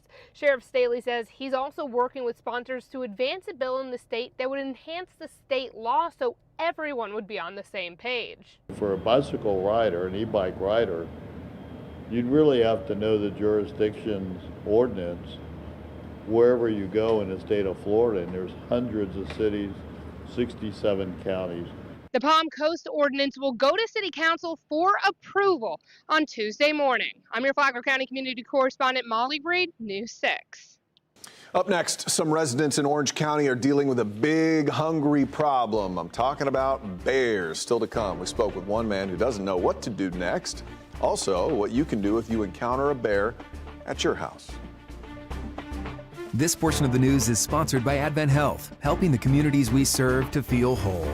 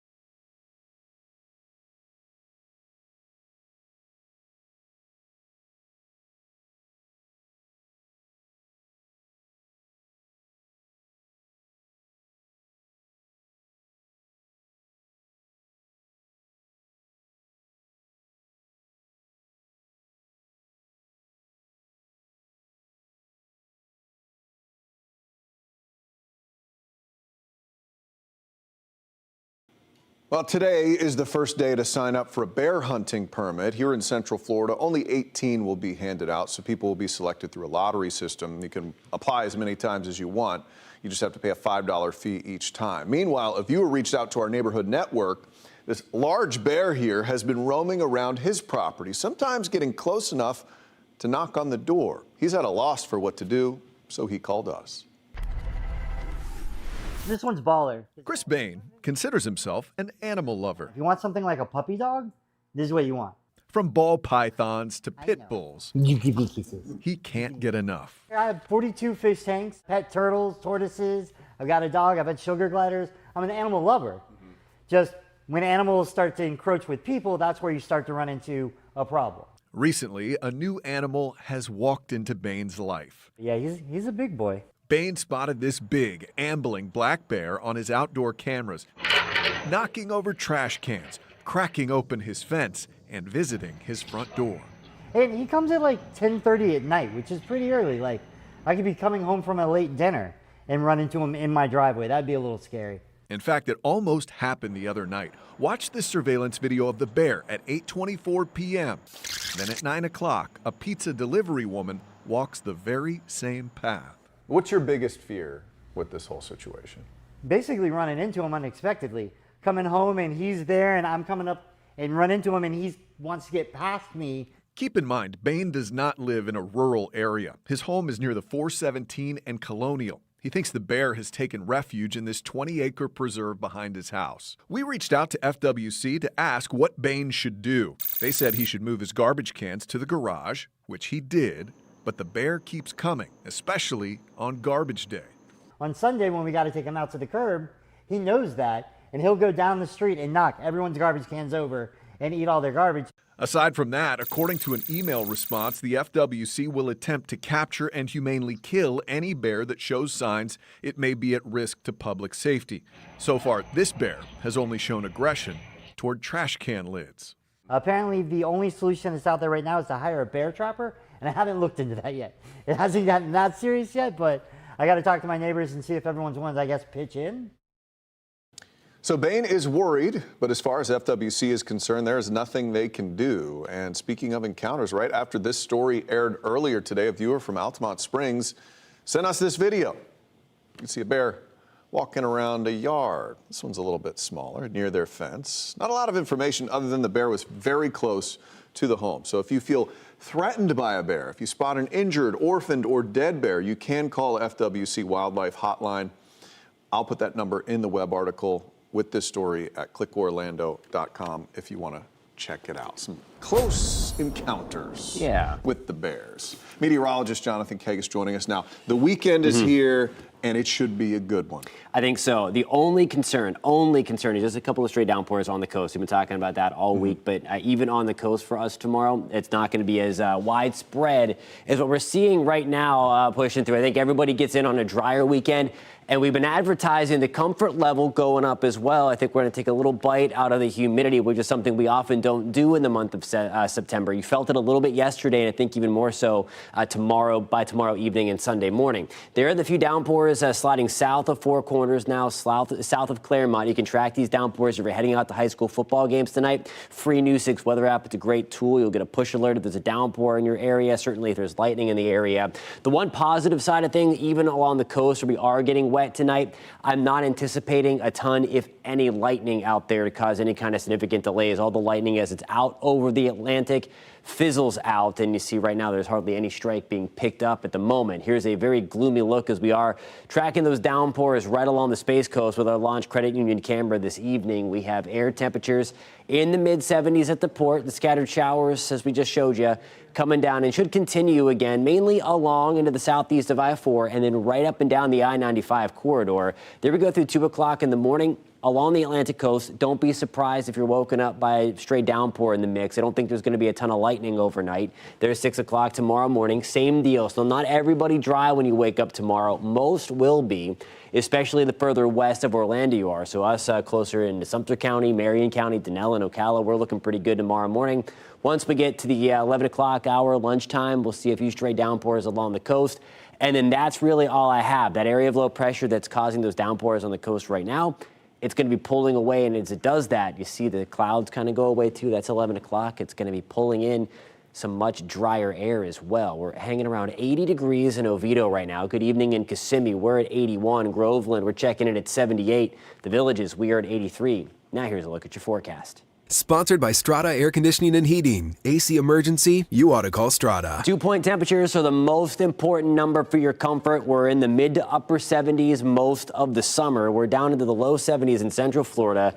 Jacksonville is feeling pretty nice. Tallahassee is really nice right now. When those dew-point temperatures get into the 50s, that's kind of that window opening weather. And while it won't be that aggressive coming through, we are going to get some drier air. We'll likely see those dew points fall into the 60s, enough for you to notice the change, notice the difference. Again, very similar to yesterday. There's all the brown on your screen. That's some of the drier air that plunges down the Florida peninsula as we move into Saturday night and especially Sunday morning. We're back to the mid to upper 80s tomorrow. Again, rain chances at 30%. Most of that chance is going to be right along the Atlantic coastline. Even lower shot for rain on Sunday. 20% shot for a few coastal showers. We'll keep that same coastal shower threat rolling through the week ahead. By and large, great looking 7-day forecast, guys. I love it, sir. Thank you. Sports Director Jamie Say is here. Jamie, two of the best going head-to-head in high school football. Yeah, they are. Week 4 is really delivering tonight. We've got a clash of the Titans coming up in College Park. Edgewater and Jones squaring off. They've been perennial powers the last few years. A live look when News 6 at 6 comes back.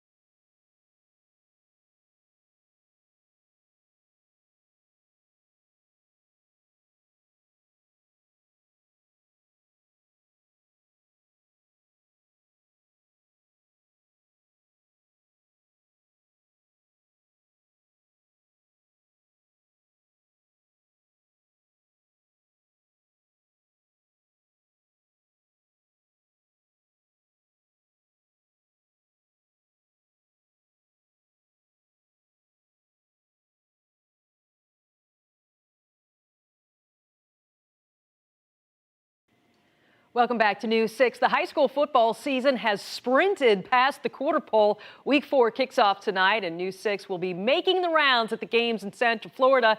No bigger matchup than the one tonight in College Park. Here's a live look inside the football stadium at Edgewater High. Those Eagles are hosting Jones in a matchup of powerhouses. Edgewater has soared to 3-0. Jones is fighting to bounce back from an upset loss to Evans. It's going to be a good one tonight. Today we're a very talented team. This is the most talent that I've been on a team. Really, everybody just been buying into what the coach has been saying. Everybody been paying attention to what they need to do on the field, and we just been executing everything. Look for those highlights tonight at 11. Meanwhile, the Florida Gators have to stay locked in and ignore the noise for 60 minutes tomorrow night at Death Valley. The Gators kick off at number 3 LSU at 7:30, and they need DJ Lagway's best in their SEC opener. The sophomore quarterback hasn't quite hit his stride yet. Lagway has shown the maturity to handle hostile environments before, though. Few places get louder than Death Valley, though, in Baton Rouge. Lagway's head coach has confidence. I think it brings a different edge to your game a little bit, and I think obviously he had to play in the Tennessee game, played quite a bit at Mississippi State. I think he knows what he's getting into. I think it's his first time in Death Valley as a Florida Gator, so those opportunities are special. For complete Gators coverage, plus Miami and USF and more, join me and Ryan Welch on After the Whistle tomorrow night at 11:35.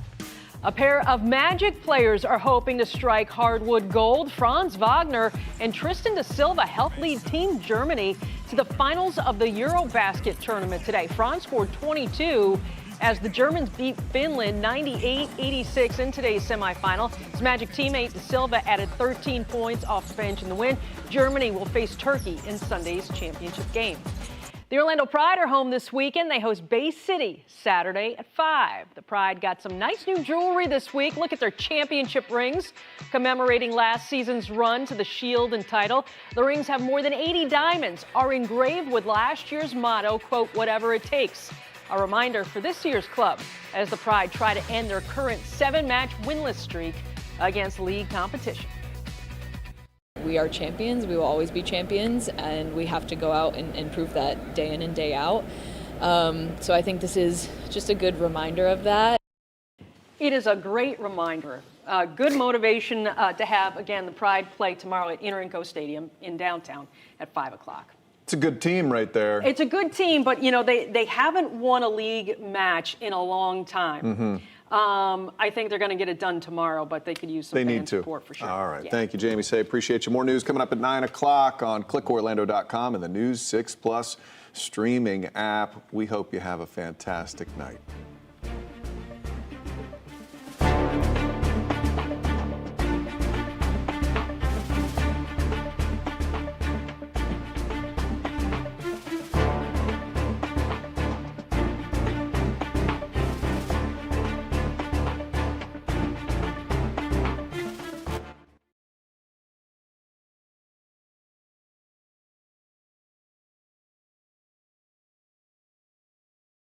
My bad. Yeah, no,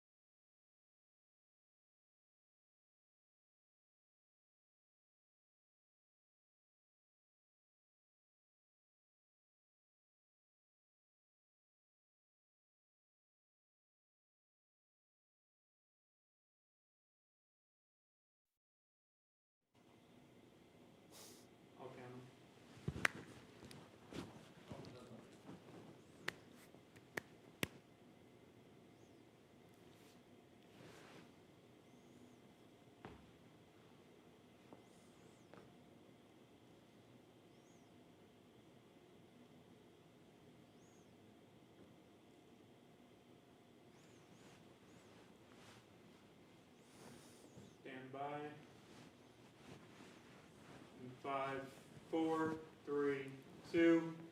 Still tracking a couple of downpours, mainly along the coast into the weekend, but drier air also on the move. We'll have that complete weekend forecast for you at 11. 4 seconds. 5, 4, 3, 2. Most comfortable weekend in months on the horizon. We'll have your forecast tonight.